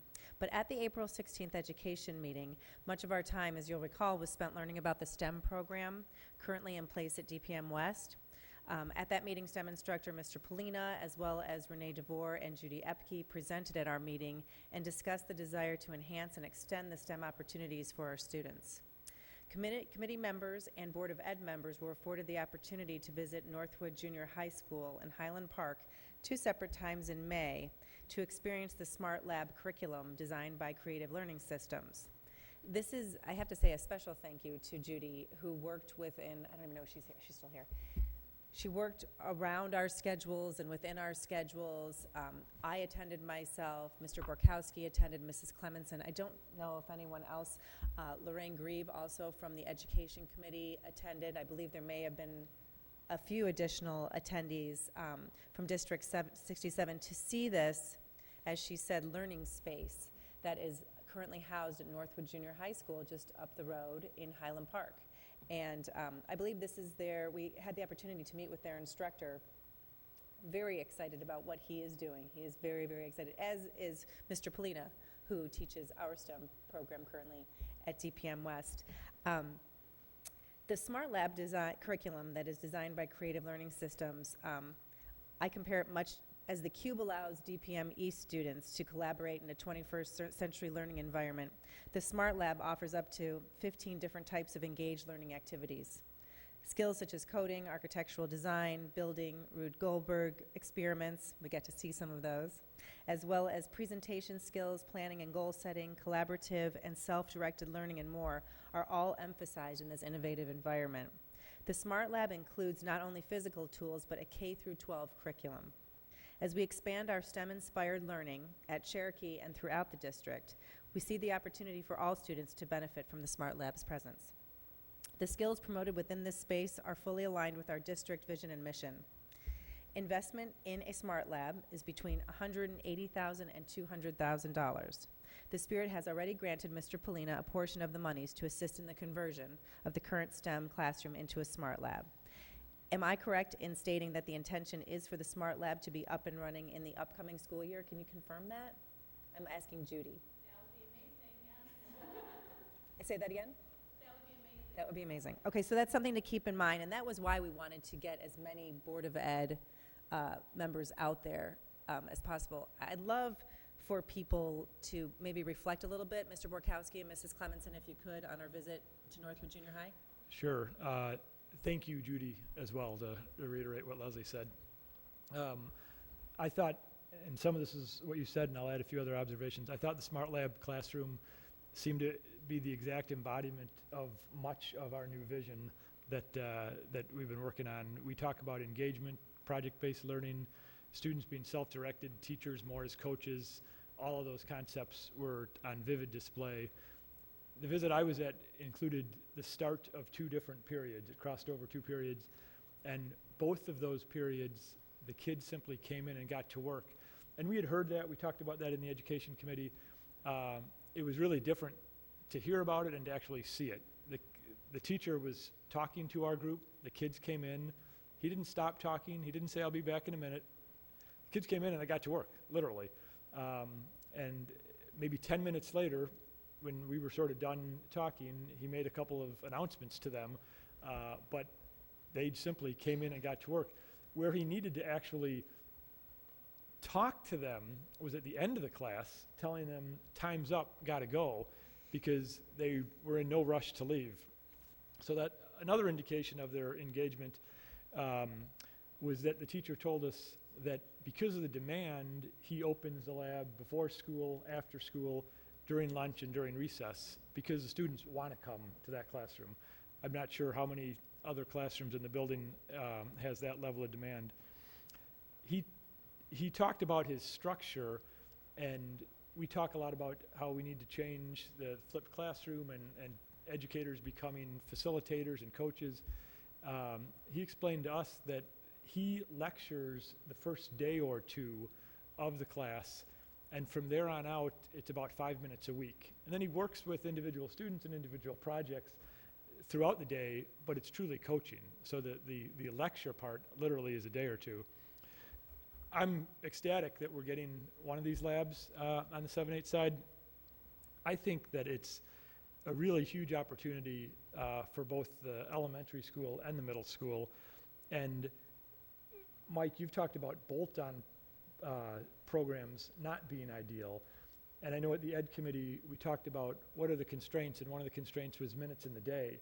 And if you do it as a bolt-on program, minutes on the day becomes a problem. I think it's a lot more interesting to implement it as part of an overall interdisciplinary approach. And you take the science and the STEM and you integrate it with language arts and you integrate it with social studies. And the STEM project has research and it has an oral presentation at the end. All of a sudden, the minutes of the day problem decreased dramatically because you've got language arts and social studies and science time. So I'm ecstatic we're purchasing one, and I'm a huge supporter of it, and I'd like to see us accelerate it. We've talked about our vision needing 10 years to achieve, and what do things look like 10 years from now. I think this type of program can really kickstart that and change 10 years into something a lot less than 10 years, and it can show us what it might look like, and it doesn't need to take 10 years. So it was fantastic, and thank you again, Judy. Thank you so much. Where- Beth, do you want to? Where will it be? I just have a question. Oh, so if and when we purchase this smart lab, it will go in the space that is currently utilized as the STEM classroom, which is on the DPM West side. Beth? I would agree with a lot of what Mr. Borkowski said. It's always exciting to see students completely enthralled, engaged. We walked around, we talked to kids, hearing them problem solve. You know, I was talking to two boys who were building a really cool model, 3D model online of a house, and it was a round house, and they were trying to problem solve how to do the roof, and they couldn't quite figure it out, but they knew that the kids over there had done something similar, and they were going to talk to them, and just it really, you spend a lot of time talking about vision and what you want to do. It was great to see a space where all of it was coming to life, so I think it's very exciting. I agree. I don't know that they'll ever have us back again, because I think at one point Mrs. Clemenson and I were jumping around like little girls, holding onto each other. This is so exciting. But it really was something to see. And again, thank you so much for making it happen, Judy. Really, really appreciate it. The Education Committee will meet in July at a date to be determined soon. And during that meeting, updates will be provided regarding curriculum mapping, et cetera. Thank you. Thank you, Leslie. The next item on the agenda is the Board Finance and Operations Committee. Rick Schuler. Thanks, Bill. Once again, the Finance and Operations meeting was not as fun and exciting as the Education Committee, so we get shortchanged again, but nonetheless, I guess just as critical. We last met May 22nd, last Thursday at 8 o'clock. Carol White, Director of Buildings and Grounds, reported that she, Alan, and Ingrid had several meetings with the designer, who's here in our audience and presenting and showing us things later, to discuss carpet removal and tile replacement. Alan gave a description of the proposed floor coverings and invited the group to stop at Everett School to take a look at the samples. Carol presented an update of the discussion with the City of Lake Forest with regard to paving of parking lots. She explained that the city offered to bid the elementary school paving needs as they have already completed the engineering work. This would be something the district would have had to have paid an architect to do, so we take them up on that and we save some money. She will have a recommendation at the June 24th board meeting. So really, in sum, although we are not conducting a combined bidding process with the city, we are nonetheless benefiting from some synergies with the city. Carol also reported that 4 vendors bid on the custodial bid and the current provider, fortunately, came in at the lowest cost and was awarded the contract. Carol presented a 5-year plan. Which we will be voting on, yes. Thank you. Carol presented a 5-year facility plan update. The list included items to be completed this fiscal year, She also reported on the findings of the Security and Safety Committee. The group also discussed prioritizing instructional initiatives. Importantly, the intent is for this subsequently to tie into our capital expenditure initiatives and priorities. And in addition, both of these updates will in turn be tied to our ongoing fund balance critique. Other than that, I think that was pretty much everything, unless Alan has something to add, and our July meeting remains to be determined. Any questions or additions? Thank you, Rick. The next item is the Policy Committee. Mike Borkowski. Board Policy Committee met twice since our last board meeting. On May 6th, the Policy Committee met. In attendance were Jeff, Mike Semick, myself, and numerous other folks from the admin. The following items were discussed. Section 7.180 and 7.20 deal with bullying and harassment. The committee and the admin team jointly agreed that these entire sections need to be both updated and rewritten. And we discussed that the policies should be significantly shortened, and an administrative practice document should be written to supplement the policy, because a lot of the current policy is more operational detail than policy. Mike Semick asked Andy Hendrickson to lead the work on a draft of rewriting both the policy and the admin practice document, and that'll be reviewed by the Policy Committee at a future meeting. Next, Section 5.330, Educational Support Personnel Policy. It deals with sick days, vacation days, holiday, and leave for our educational support personnel. This policy also needed a significant rewrite and should have an administrative practice document aligned with it. And Mike Semick asked Jen Hermes to work on that, which will be brought also to a future Policy Committee meeting. Section 4.140, which is waiver of student fees, and Section 8.20, which is community use of school facilities. The admin team recommended a few changes to both of these policies to align them with our current practices, and the Policy Committee agreed with the admin recommendations. The board will be voting on those two policies later tonight. We also discussed more broadly an appropriate process for reviewing the entire policy manual with an eye towards ensuring appropriate compliance and enforcement of all policies, and also with an eye towards developing an administrative practices and procedure manual, which would work in alignment with the board policy manual. We agreed that rather than take that as a huge project to create an admin practice manual, we would instead very consciously try to create administrative practices as different policies were reviewed, and the administration would create a central repository for all of them. We adjourned that meeting at 10 a.m.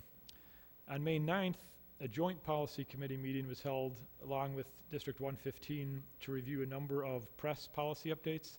These are either recommendations from the IASB or required by statute. In all cases, the Policy Committee agreed with the administration's recommendations. We'll be voting on those later tonight. In most of the cases, the administration recommended that we accept the press updates, but not in all cases.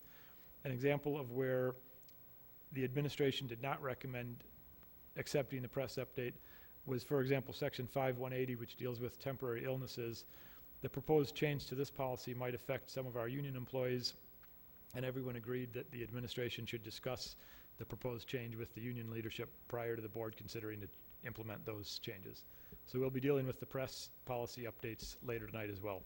That meeting adjourned at 11 a.m. That concludes the Policy Committee report. Thank you, Mr. Borkowski. The next committee is the Compensation Committee. Rob Lemke. Thanks, Bill. The Compensation Committee met at 5 o'clock on Thursday, May 21st. In attendance were Mr. Anderson, Mr. Borkowski, Mr. Albus, Mr. Simic, and myself. The meeting began with Mr. Albus sharing salary and benefit comps for superintendents in our comparison districts. Mr. Albus then left the meeting. Mr. Simic then spoke to the details of his current contract, specifically issues regarding benefits. Mr. Simic then left the meeting, and Mr. Anderson, Mr. Borkowski, and myself remained to discuss Mr. Simic's current contract and the possibility of offering a contract extension. The details of those discussions were then shared with the entire board tonight in closed session. The Compensation Committee will meet next on June 3rd. Thank you very much. We next come to liaison reports. The first is the North Suburban Special Education District. Mike Borkowski. The NSSED Governing Board met on May 14th, and there's 4 items I'd like to highlight for the board from that meeting. First, a presentation was given on professional development and coaching. Coaching is a service provided to member districts of NSSED, and the service offering has been expanded in the last few years. It was noted by the NSSED administration that 14 of the 18 member districts utilize the coaching service, but neither District 67 nor 115 do so. So I'm going to pass along the presentation we got to the appropriate District 67 administrators, and you can take a look at it and see if it has any value as we continue to work on improving our overall special ed. Secondly, the NSSED Policy Committee brought forth another draft of the fund balance policy. This draft did include some of the language that our administrators had requested. We then had a lively discussion, and the board made some additional improvements to the draft to better protect member districts. Specifically, for a capital call to be made to member districts, it now requires a supermajority, 2/3 vote of all voting districts. As well, it requires 21 days notice of the vote to all governing board members and superintendents. Most of the board, including myself, feel that the additional hurdles ensure that every possible alternative, including examining cost containment and overall financial restructuring, would be more thoroughly analyzed and vetted prior to an additional funding request being made to the member districts. The new fund balance policy as amended was passed and is now in effect. We also discussed changing the governance structure of NSSED, shifting the executive board to become an advisory committee, and shifting virtually all of the oversight function directly to the governing board. And lastly, NSSED recently came to agreement with their teachers union for a new 3-year collective bargaining agreement. And one item of note on this contract is that they have eliminated the step component in their salary schedule, and they've basically replaced it with CPI for everyone. So there's no longer variability in their salary schedule. In year 1, they've included what they're calling a market adjustment. So everyone on the schedule gets 3% plus $1,995 in year 1. In year 2, everyone on the schedule simply gets 1.5% across the board. And in year 3, everyone on the schedule gets CPI with the 2% floor and a 3% ceiling. So it's CPI within 2 to 3%, which is where the 10-year historical average is.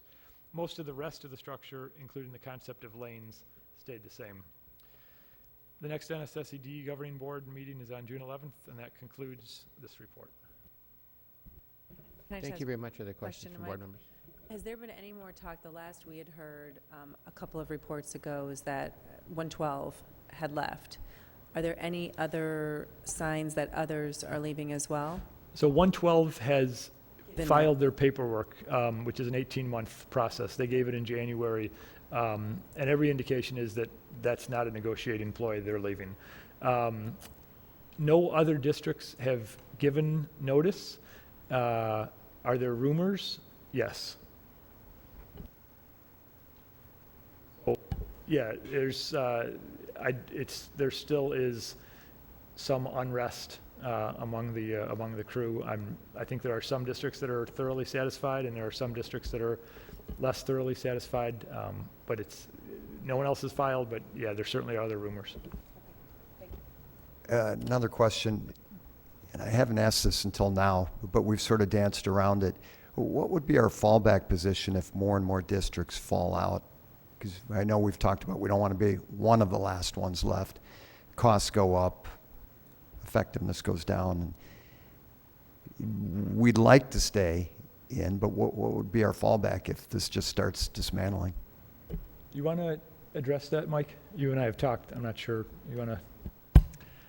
I was thinking about a response to that. I can't think how to express it without getting someone in trouble, including myself. So maybe the best way to say it is that issue is being discussed, and a fallback plan is being worked on. So both of your questions highlight a very important point, both being Leslie's prior question. There's 18 member districts. The one of the biggest ones is leaving. There's rumors about others. If you go down that road, NSSED certainly could implode and become a house of cards, and you don't want to be the last person standing. So we are, and anyone from the administration can correct me if I'm wrong, but in general, we're happy with the services, and we've got some concerns on the cost structure and responsiveness. There are some plans in the works on a sort of fallback position to your question. I should have said that's something for thought and not discussion now. Very good.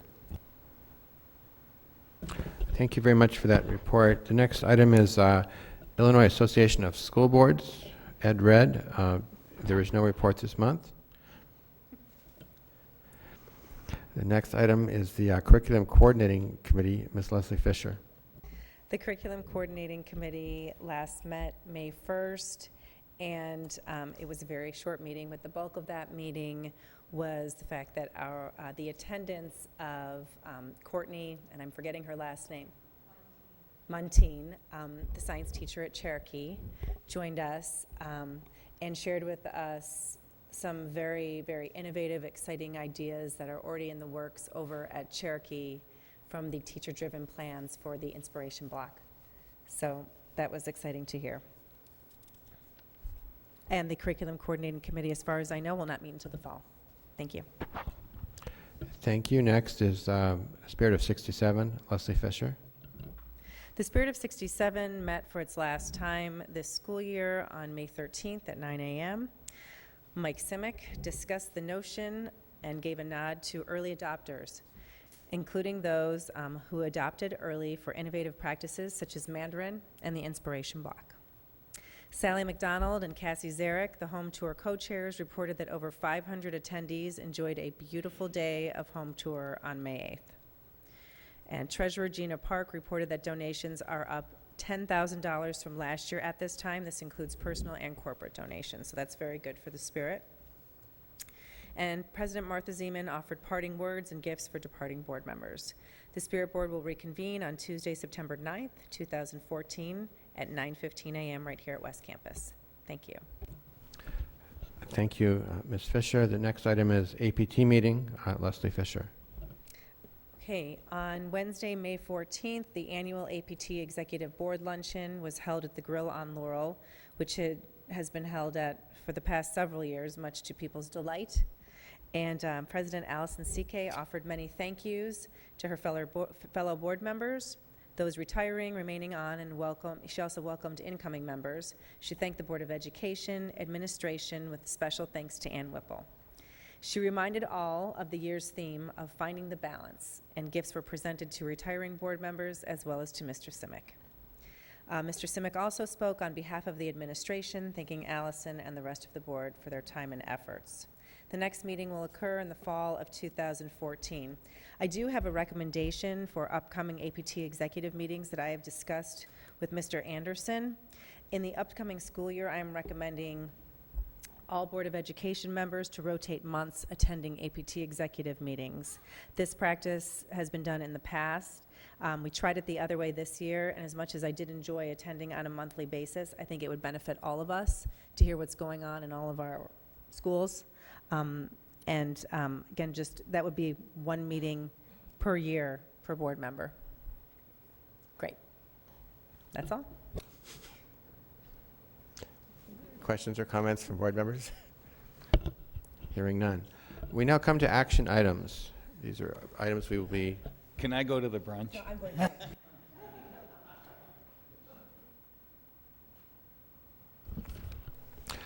Action items. The first is approval of policy 4.20 update, second reading. Mr. Borkowski. So this policy is the fund balance policy. We've talked about it the last few months. Very briefly, this allows for a 10 to 15% fund balance. If it's out of the range, the board would then receive a report from the administration, most likely at the September board meeting. We made a few additional changes to provide better definition and clarity on a number of points. It seems like we've talked about this a number of months in a row. We have, but I think the process has really been great, and I'm happy with where we landed. Thank you very much, Mike. Are there comments from other board members? So we did approve the first reading last month, so this would be a second reading. May I have a motion to approve policy 4.20 update, second reading? So moved. May I have a second? Second. May I have a roll call vote, please, Madam Clerk? Mr. Folker? Aye. Mr. Schuler? Aye. Mrs. Clemenson? Aye. Mrs. Fisher? Aye. Mr. Lemke? Aye. Mr. Borkowski? Aye. Mr. Anderson? Aye. Motion carries. Next item is approval of policy 4.140 update, first reading. Mr. Borkowski. In the respect to time, I might actually suggest that we do 140 and 8:20 together, if you're all okay with that. 140. Just for clarification, we're going to discuss them together, but we're going to vote on them separately because they're separate items. Perfect. Thank you. So 140 is the waiver of student fees, and 820 is the community use of school facilities. In both cases, the administration recommended to the policy committee changes that basically aligned both of these policies with what our current practices are, and the policy committee agreed. So I think I move that we do a first reading on 140 waiver of student fees. Okay, could I have a motion to approve policy 4.140 update, first reading? Which, discussion, well, we can have motions and then a discussion, or we can have discussion first. We're going to try something different here. May I have a motion? So moved. May I have a second? Second. Discussion. You now have to discuss. You've requested discussion.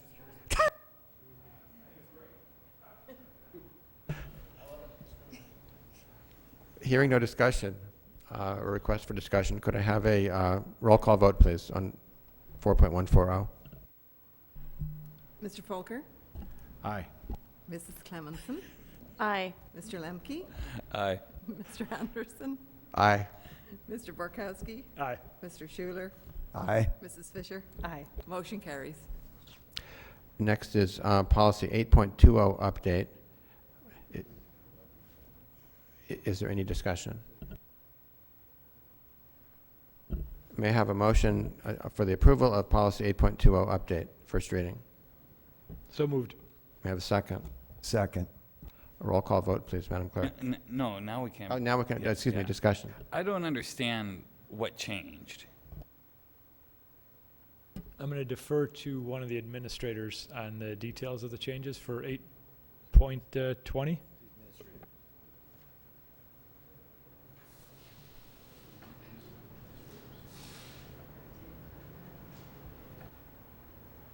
Basically, this started as a press release where they were asking us to update certain items, and really the only changes they were recommending were somewhat already incorporated in what we already had, which was putting school use of facilities first and making it clear that any secondary use of the facilities would be secondary.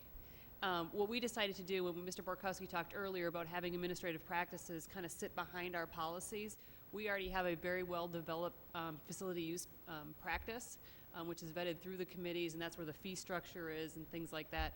So what we elected to do in this policy, since they had presented us the opportunity, was to actually update the policy to just refer to that administrative practice. So it was not really a substantive change other than the pointing to that administrative practice. So is there a clear definition of what a community organization is? Yes, actually in that packet of information, when we talk about accepting the terms and conditions, it talks about different categories of community use and what it takes to qualify for those. And then documentation is presented, and et cetera. This is a good example of where we had talked about, as policies get reviewed, take out a lot of the, some of the verbiage out of the policy and put it where it belongs in the administrative procedures manual and just refer to it in the policy. So that's an example.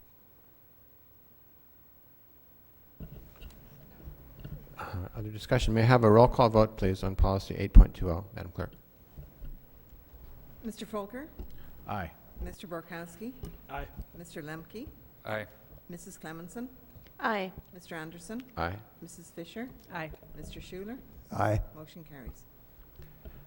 The next item is item D, approval of press issue 84, first reading. Mr. Borkowski. As I mentioned in The policy committee report, we did have a number of press policy updates. They are either recommended by ISB or by statute. The policy committee followed the administration's recommendation on all of them. In most cases, they were, yes, we agree with what press suggested. In at least one case, which was bullying, we are dealing with that entirely separate because we're doing a rewrite. And there were at least one or two others where we tabled it. I mentioned earlier the one that it would affect union employees that the administration wants to talk to the union. So overall, we agreed with the administration. Thank you. Are there comments or questions from other board members? Seeing none, may I have a motion for the approval of Press Issue 84, first reading?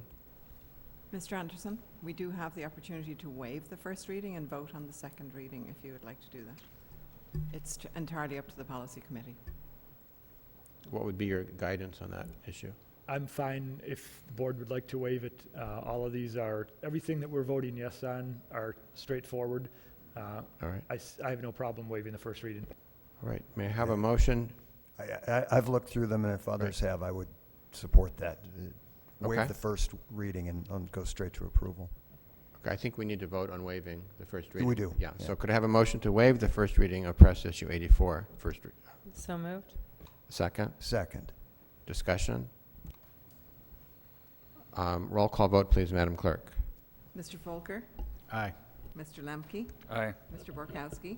Aye. Mr. Schuler? Aye. Mrs. Clemenson? Aye. Mr. Anderson? Aye. Mrs. Fisher? Aye. Motion carries. Okay, now may I have a motion to approve Press Issue 84, final reading? So moved. Second? Second? Roll call vote, please, Madam Clerk. Mr. Folker? Aye. Mr. Schuler? Aye. Sorry, Mrs. Clemenson? Aye. Mrs. Fisher? Aye. Mr. Lemke? Aye. Mr. Borkowski? Aye. Mr. Anderson? Aye. Motion carries. We now come to item E, which was approval of mission, vision, goals, second reading. We'll see what board members think, but I guess my thought would be that we would table this for now because we have a brief workshop scheduled on Thursday. I agree with that. Seeing nodding heads, I'm going to ask for a motion to table item E, approval of mission, vision, goals, second reading. So moved. So moved. A second? Second. Could I have a roll call vote, please, Madam Clerk? Mr. Folker? Aye. Mrs. Fisher? Aye. Mr. Lemke? Aye. Mr. Anderson? Aye. Mr. Borkowski? Aye. Mr. Schuler? Aye. Mrs. Clemenson? Aye. Motion carries. Thank you. Next is item F, approval of custodial bid. Mr. Albus. On April 16th, the district went out to bid for custodial cleaning services. This is a one-year contract with up to 4 additional one-year terms. 4 contractors attended a mandatory pre-bid meeting on April 8th, and then all 4 submitted bids for consideration. As reported earlier, the low bid was submitted by GCA Services, which is the incumbent provider. GCA has been in the district over 8 years, and we've been very pleased with their employees and their services. The monies above have been budgeted in the draft of the 2014-2015 budget. I will report the cost of the service this year is about $530,000. So this is a significant reduction that we're receiving, and we're bidding the same hours of service. It's the same across the board. So we're really picking up some dollars here, and we're happy about that. Alan, why is it so much less?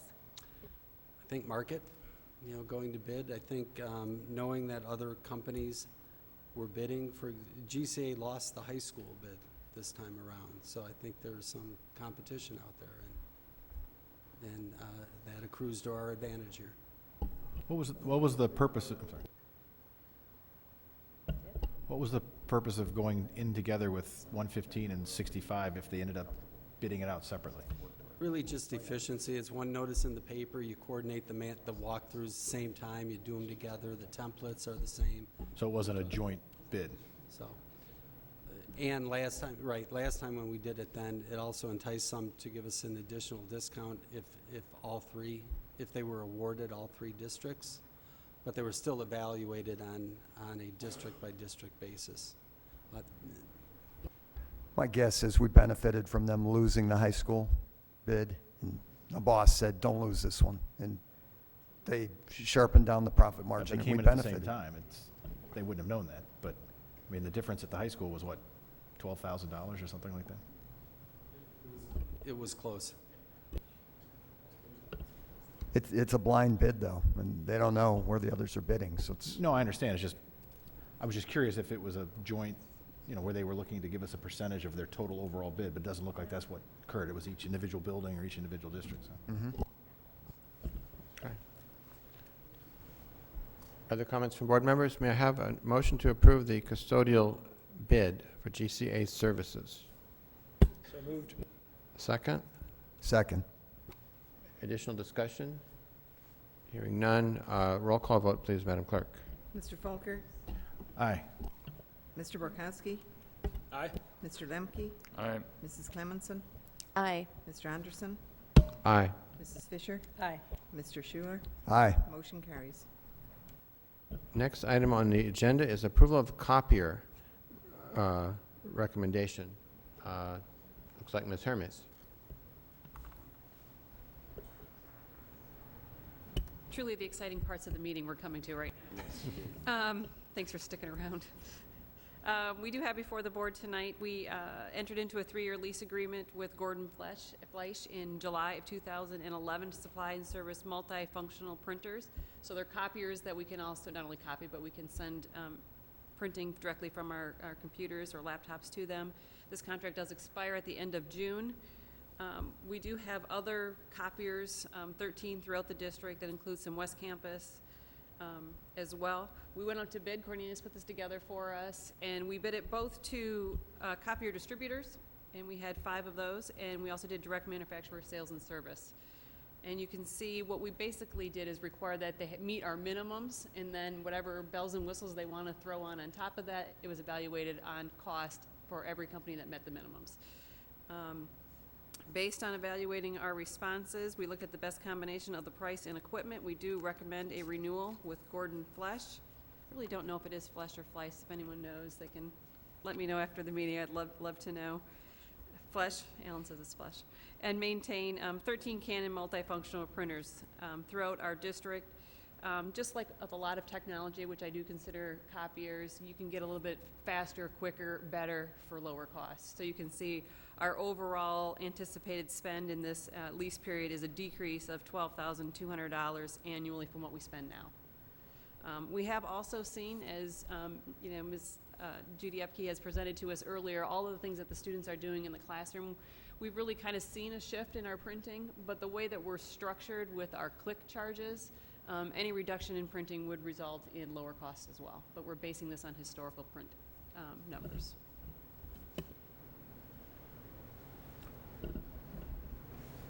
Board members? Questions? Is there a difference between like color copying versus black and white? Could you? Yes, and not a lot of ours print color. But you can see the click charges are different. I mean, a black and white is 0.0033, or color is 0.04. Ah, so not that much of a difference, but some difference. There is some difference. Meaningful difference. Thank you. Discussion or questions by board members? May I have a recommendation to, may I have a motion to approve the copier recommendation? So moved. Have a second? Second. Additional discussion, opportunity? Hearing none. May I have a roll call vote, please, Madam Clerk? Mr. Folker? Aye. Mr. Anderson? Aye. Mrs. Fisher? Aye. Mr. Schuler? Aye. Mrs. Clemenson? Aye. Mr. Borkowski? Aye. Mr. Lemke? Aye. Motion carries. Excellent. The next item on the agenda is approval of EdTech consulting contract renewal. Mr. Simic. Thank you, Mr. Anderson. This is EdTech Solutions is another way of, that is Latin for Cornelius DeBose. And this is unfortunately going to be apparently our final contract with Mr. DeBose, you'd like to have a 2-year agreement. To be clear, Mr. DeBose is a shared service, and we are going to be hard pressed to find in 2 years somebody that has his skill set. So recommend approval as presented. Mr. Simic, actually, he's not a shared service. He's an independent contractor. He has independent contracts with us. He has an independent contract with the high school, and I actually believe, I don't know when he sleeps, but I think he has also done work for other districts or entities. But he is not a shared service. Like I said, he is contract not unique. shared service. You're right on. Yeah. But he does work for both districts, is what I was trying to say. It was lost in the Latin translation, I bet. So the full cost. Thank you for the correction. The full cost, what we see in the contract, is for 67 then, is that? Comments or questions from board members? I think there's no Latin word for shared services. I'm curious about the termination cause. It says the Clause. the clause on termination. The school district may terminate this agreement only for cause. Normally with a consultant, at least consultants I've used in the past, it's more of you can terminate at any time. I mean, that's sort of the beauty of, I'm not saying we want to terminate, I'm just trying to understand the technicalities of the contract. This is a similar contract that we've had with him previously. And I think what it is we do require large amounts of his time. So time that he has not spent maybe pursuing other business opportunities. So locking him in is we're getting guaranteed on those hours and the service he's providing. And on his end, that we can't just next month say, sorry, and he's left without business, I'm assuming would be the point. Now, if he's not performing, then we would go down the road of cause. Somewhat tied in with that, is there a reason we do 2 years versus 1 year? In this case, this was simply a request from Mr. DeBose. All other years, it's been 1, but being this is his final agreement with us, there's a desire expressed to have a 2-year. And so we get really exemplary service from Mr. DeBose, so I'm not at all concerned. He's like Johnny on the spot, responds within milliseconds sometimes. So for this year, it was a final that we could foresee going 2 years out. And Ms. Hermes has actually done some homework on what we're going to be looking at to replace in 2 years, and it is guaranteed not to be $39,000. Is that an accurate statement?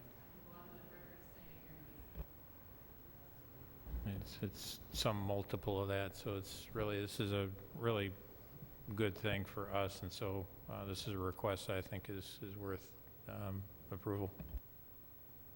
And what are we going to do in 2 years? Hire the position? Contract with somebody else? I mean, what's the plan? We'll see what is available. There are times when, especially for this kind of position, for tech positions, that you can consult, you can contract for it through firms that do this. We'll see what other districts have done and the degree to which they're pleased with what they've gotten, and then weigh the cost and benefit of that. I've been down this path myself, and the contracted employee is frequently does not perform like Mr. DeBose. Mr. DeBose is a contractor that performs like he's just absolutely committed to us as an employee, and that in my experience is a rarity. So I'm not sure where we're going to wind up in the final tally. Ms. Hermes, you have some things to say about that, I think. I do a little bit. Some things that we've talked about is what is our farm team? What other employee skills? What may they bring? What professional development do we need to do over the next 2 years? I think we have some very highly qualified people in both districts that perhaps with some right professional development might be able to absorb some of the things that Cornelius currently does.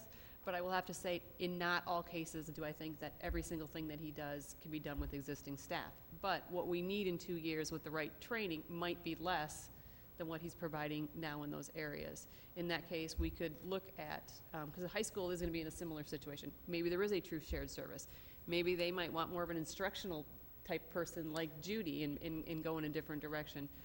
Judy will be the first person to tell you that the nuts and bolts are not her thing, and really the great work they're doing, that's not where we want her focusing.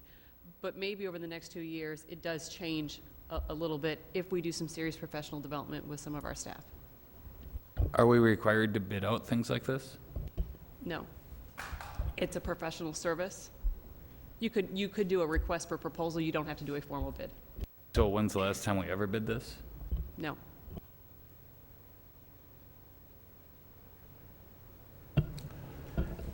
May I have a motion to approve the EdTech consulting contract renewal? Can I ask one last question? I'm sorry. When does the current contract end? What's the time sensitivity of passing this? There's obviously some questions.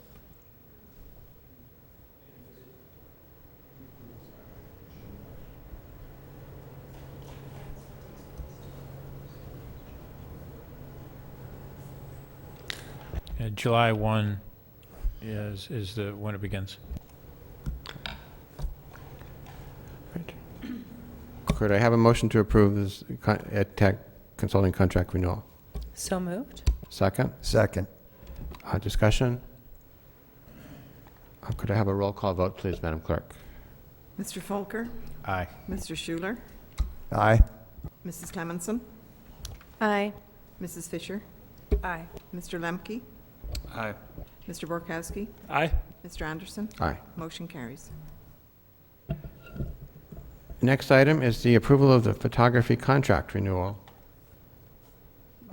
Ms. Hermes. I'll make this one short and sweet. This one actually did go up for RFP quite a few years ago, and we're proposing a renewal. We do touch base with basically all of the entities that are involved with photography services, so people that are involved with transportation and IDs, and we do touch base and solicit feedback from the APT and district staff that are involved as well. Parents and staff both seem pleased. This is not a profit or a revenue generator for the district. A lot of schools do this as a commission base. We do not. We set our prices and it's a pass-through.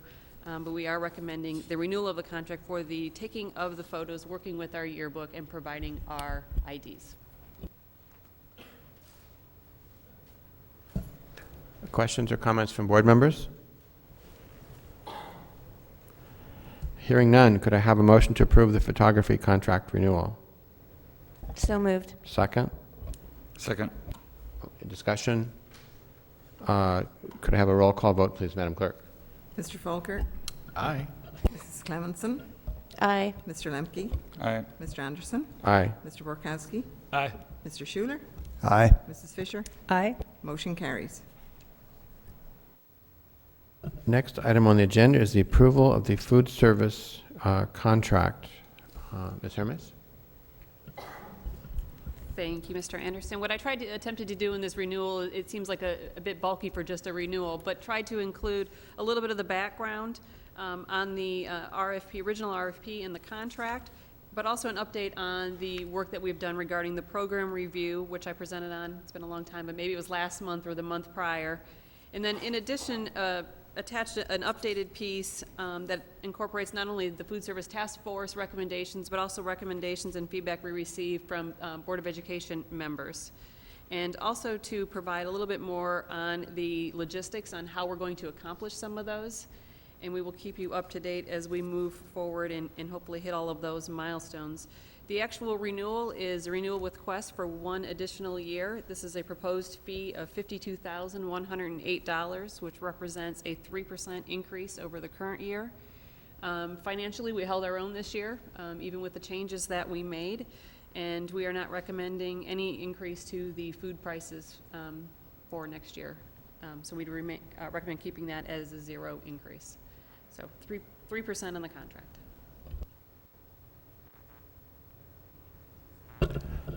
Are there questions or comments from board members? I just want to thank you, Mrs. Hermes, for your thoroughness on this. This was really helpful background to kind of bring everything full circle.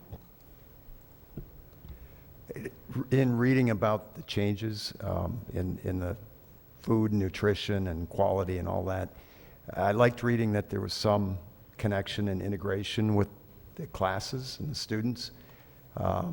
One I remember was the art classes, doing some paintings for the lunchroom.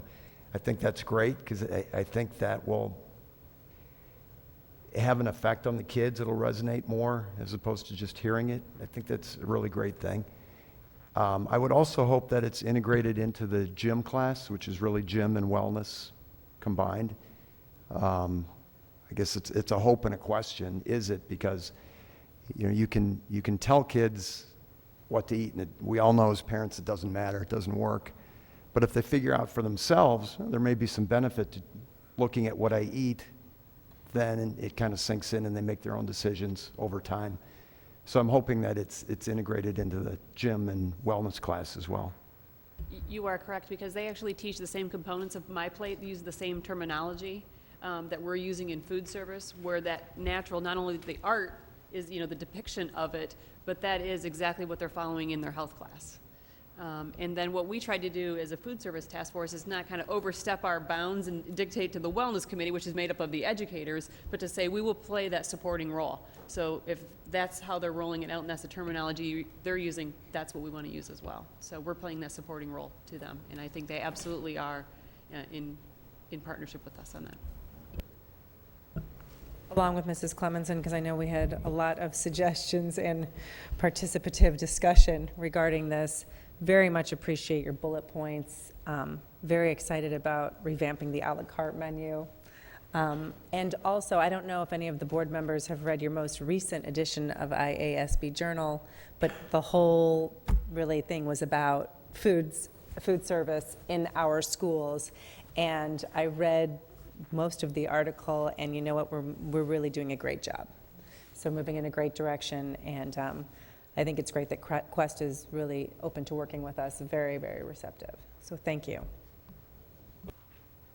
Yeah, I wanted to echo both to Mrs. Whipple and to Ms. Hermes on the comprehensiveness of the follow-up here, and the bullet points were easy to read, informative, and I thought also very thorough. It's again really nice to see how flexible Quest has been on all the things that we've asked of them, and that's something we heard from our parents as well. But really, on issue after issue, they step up and then provide viable alternatives to us on things that different people have mentioned. Most recently, from the board, the issue of the high fructose corn syrup and the nitrates. And I continue to be amazed that nitrates are a naturally occurring thing in anything other than a hot dog.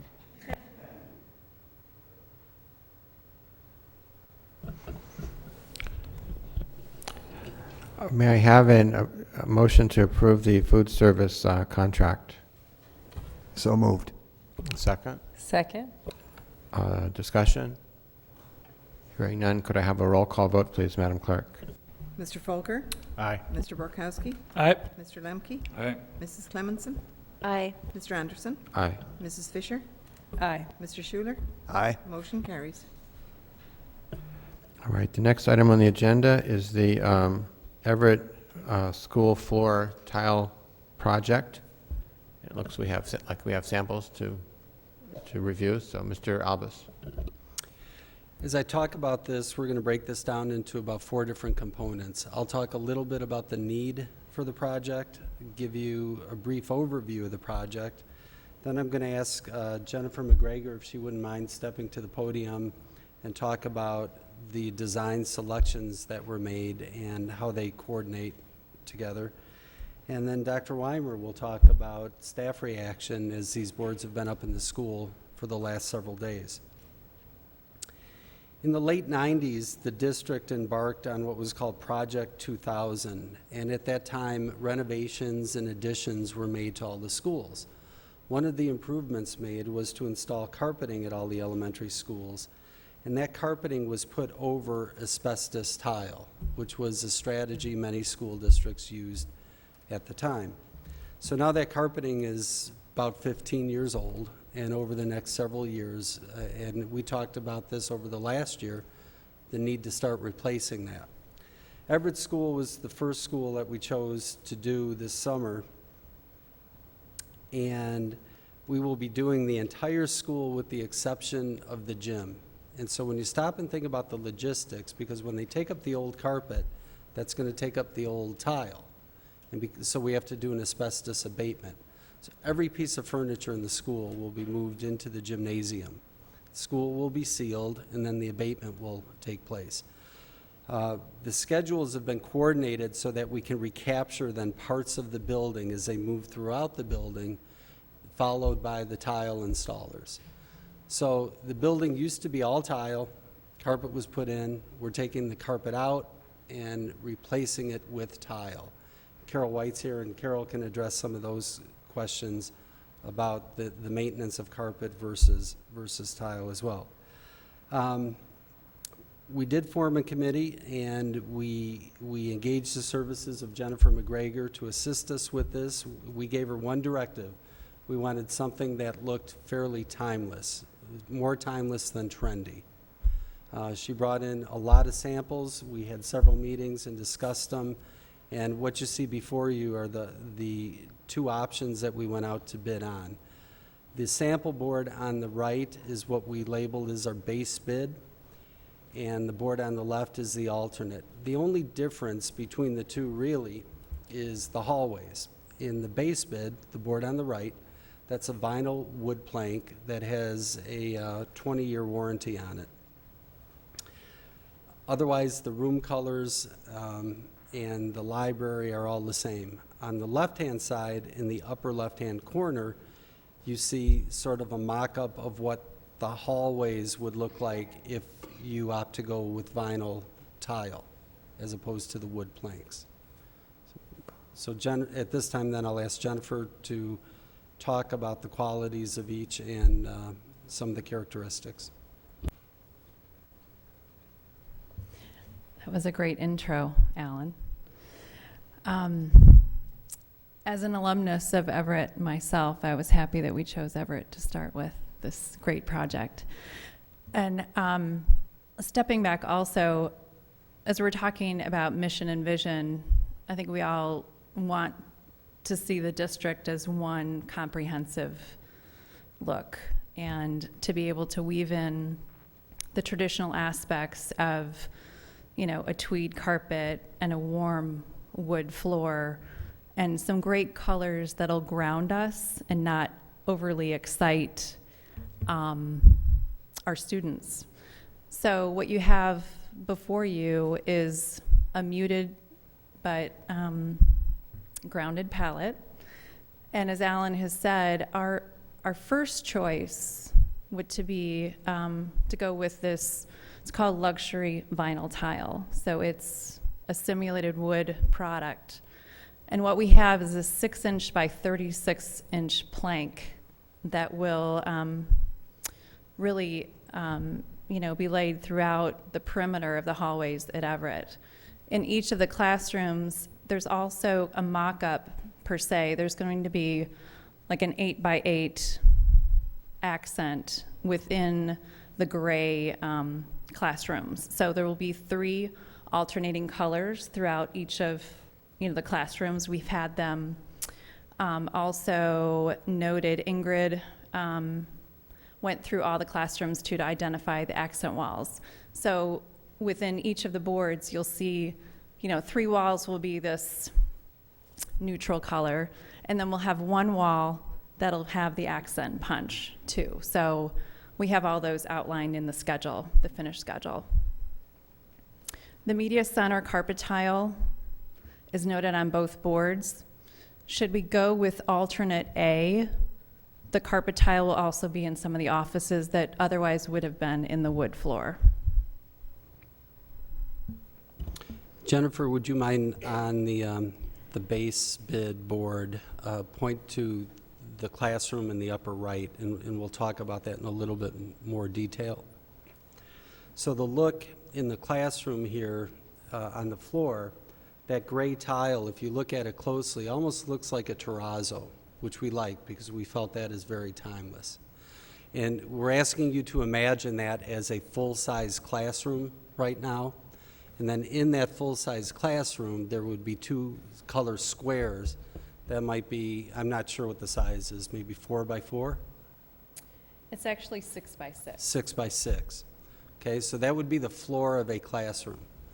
3 of the walls in the classroom, excuse me, would be a very neutral color with the accent. The middle one then is just the same pattern, just so that each classroom isn't identical. We picked the three colors. We went with muted because we walked around the building, we looked at all the artwork and all the activities that are in the classrooms now. They're busy to begin with. So we wanted something that broke up and looked less institutional, but that didn't compete with all the other things that go on in the building.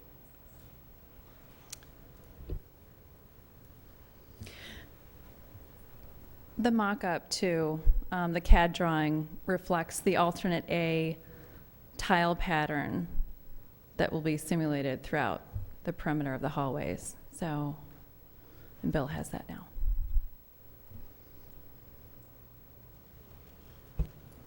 As I said earlier, now the boards have been up for the last several days at Everett, and Dr. Weimer will relay any comments that were received by staff members. The color palettes were very well received by staff. They're really excited about the project. There have been concerns that have come up on and off about the building being carpeted throughout in the classrooms, as you can imagine, particularly in elementary school. If a student gets sick, it's on the carpet. If there's, well, I'll just say it. If there's lice, if there's vomit, if there's allergens that come in, dust that might be trapped. And also, our playground has a lot of geese on it, so you can imagine what might come in on people's shoes. The teachers are excited because even though our custodial staff does an excellent job maintaining our carpets, it just clearly, can't be steam cleaned all the time. And so the staff feels really good about going with some vinyl or laminate, and they love the colors, and they love that every classroom isn't going to be exactly the same, that they're going to rotate the colors throughout. And their first choice is the wood laminate look, the wood look. They feel like having that in the major corridors will really warm up the school and make it a more inviting place to study and a less institutional type look. And then the carpet in the library will be very conducive and keep the sound down a little bit.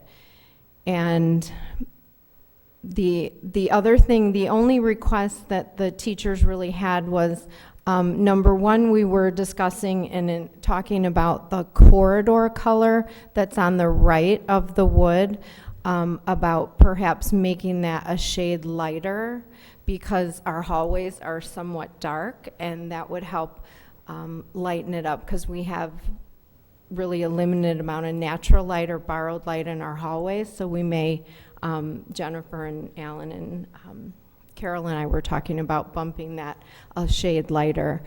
And the request that the teachers had was, in order to still have collaborative groups and reading circles and doing math workplaces and things, that they did ask for an area rug that would just define an area where they can come together, because there is a lot of instruction that takes place at the elementary level on the floor seated together. So we are investigating some 8 by 10 carpets, and what's nice is with the industry today, you can get carpets that actually have instructional value, that for the younger grades can have colors and numbers and shapes and sizes, and the older grades can have the U.S. states. You can go with the world map for 4th grade, so the teachers would like just that kind of one small area that they can bring their students together. But it was really favorable feedback, and they're very excited about the project, and they're willing to pack up their rooms and then unpack them in a swift manner in order to accomplish this goal if the project gets passed. So will you let each teacher sort of pick their own rug among Well, they would like, the grade levels would like to go with a theme. So looking at, amazingly, they have really dozens of carpet patterns that they could go with. So each grade level would have the same, and it would dovetail either with a social studies theme or one of their, something that has to do with curriculum. Do they meet Common Core standards? Yeah. They'll be tested on the rug. So looking at the write-up in your packet, the low bid was submitted for both the base bid and the alternate by Vortex Commercial Flooring. We've done a lot of business with Vortex over the years. They're a very reliable contractor. The difference in the cost between the base bid, which is again the one on the right, and the alternate is $35,663. The vinyl wood plank again has a 20-year warranty. The vinyl tiles have a 5-year commercial warranty. Based on the warranty and based on the aesthetic look of it, our recommendation is to go with the base bid, which is on the right. I'm sorry, on ours, is the base bid on the left? Yes, but it's up on the right here. Oh, it's on the Yeah, right there. Oh, sorry, okay. Do we do the painting in-house? I'm glad you asked that question because the painting actually won't take place this summer. We think the window's too tight between the asbestos and removal and the install of the tile to get it done.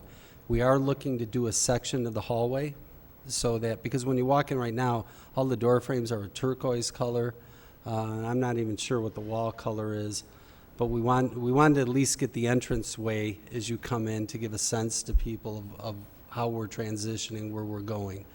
That would likely be contracted out because of time and cost, and but that should be under a $25,000 project threshold. Is this the same contractor from the Deer Path project last year? Yes, it is. Didn't that go over budget like 4 times? Not because of Vortex, though. Oh, okay. The issue at Deer Path was on the asbestos removal. Vortex doesn't do the asbestos removal. The mastic remover permeated the concrete, and then when the tile was laid, then reacted with the mastic and dissolved it. And then we had to have people come in and diamond grind the floor. Actually, Vortex was a huge help to us in that, in finding the right people to analyze the problem, helping us line up contractors, and then really working with us so that we could open school on time. Okay. I mean, no, I remember that, and it got done just in time, which was great. So who's doing the asbestos part this time then? I couldn't hear. Oh, we voted on it before? Okay, all right. And that's not the same one as the last project, or it is? Is that the same one that did it at Deer Path last time? Okay. All right. They're the same ones that did Cherokee, though, right? It's not? Okay.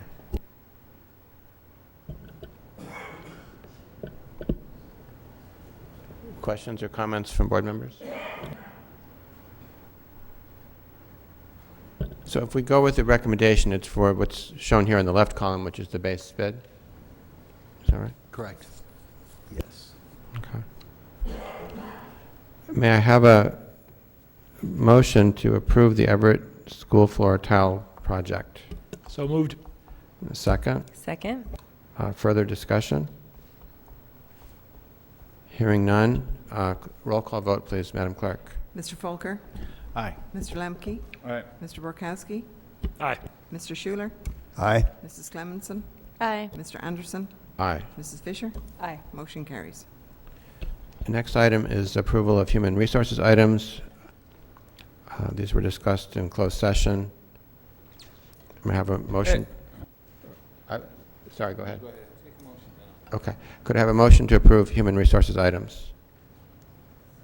So moved. Second? Second. Discussion. So I have 2 questions.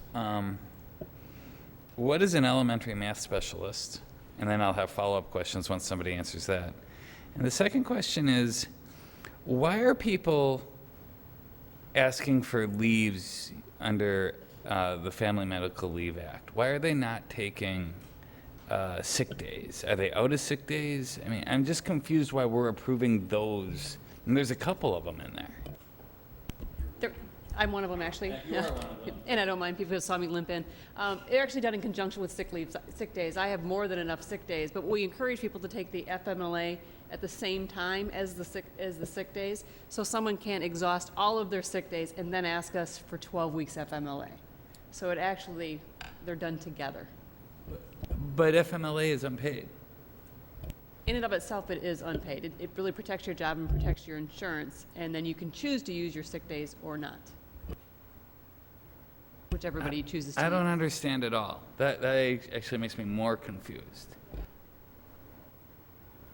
Really, you want the FMLA is 12 weeks, unpaid, is what it does. What we want people to do is to take that the same time as their sick days, to not further extend a leave. If I had 60 sick days and I was going to be out 60 days, we would want the FMLA to run concurrently with the use of sick days, so that I didn't use my sick days first, 60 days, and then go out 12 additional weeks. I still have no clue. How can you use an FMLA day and a sick day at the same time? Because they run concurrently.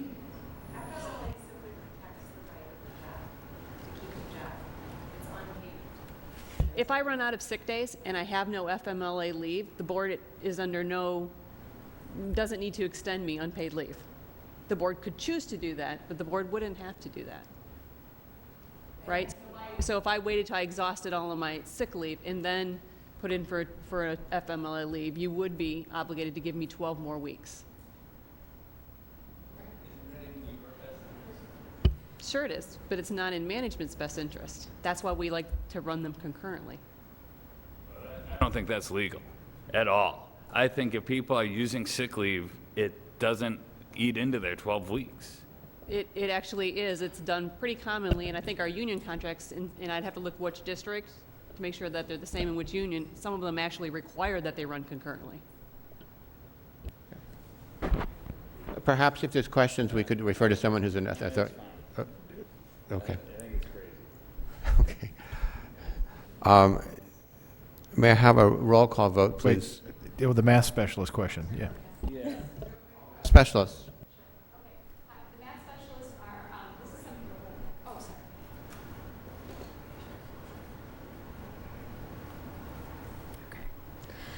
The math specialists are, we're evolving the coaching positions that we had this year, which were very successful for us. We had Nikki Hanneman. She was our coach for all 3 elementary buildings, and Deb Smith was a part-time math coach at middle school. We did get a lot of value out of both of them, but their primary function, basically their sole function, was to work with adults, to support adults in moving forward with Common Core math standards, math practices, and so forth. One of the things that we realized over the course of the year is just the importance of math intervention. The way that we have reading specialists, that their primary purpose in all the elementary buildings, and the one that exists at middle school, is to support students, but they also, as a secondary role, help adults. We wanted to balance out the reading with math and make sure that every elementary school had a math specialist whose primary purpose was to serve students and advance their learning, but they would also be a math expert who could support the adult learning, meeting with teachers during plan time, over lunches, providing some PD at the building level. So that's the math specialist role that we're looking. Again, it's an evolution of the coaching and making sure that every building has a daily contact, having someone there. The role that we currently had, we had some support, but not daily support for all the buildings with the way Nikki and Deb were spread across. So I like that answer quite a bit. I was afraid you were going to say that they're glorified math coaches, which I think we have to get beyond teaching our teachers how to teach. They were supposed to do that in college. So the fact that these are student-focused, I think, is terrific. Right. That said, it happens to be that my kids have had all of these, and I'm always afraid of taking your best teachers out of the classroom. And now the fact that it's student-focused, I think that's great. Mm-hmm. But these are some of our best teachers, in my opinion. And at some point, you got to wonder if it's the right choice, but at least they're teaching kids still, so Right, that's absolutely. good. The bulk of their time will be with students, and I think the kids are going to really enjoy their time with these master teachers, and hopefully will advance the learning of even more students when they get to touch more student lives. I'll jump in on these are some of our best teachers' issues. This is what's known as a high-class problem, and no different than Ingrid stepping up and moving to central office.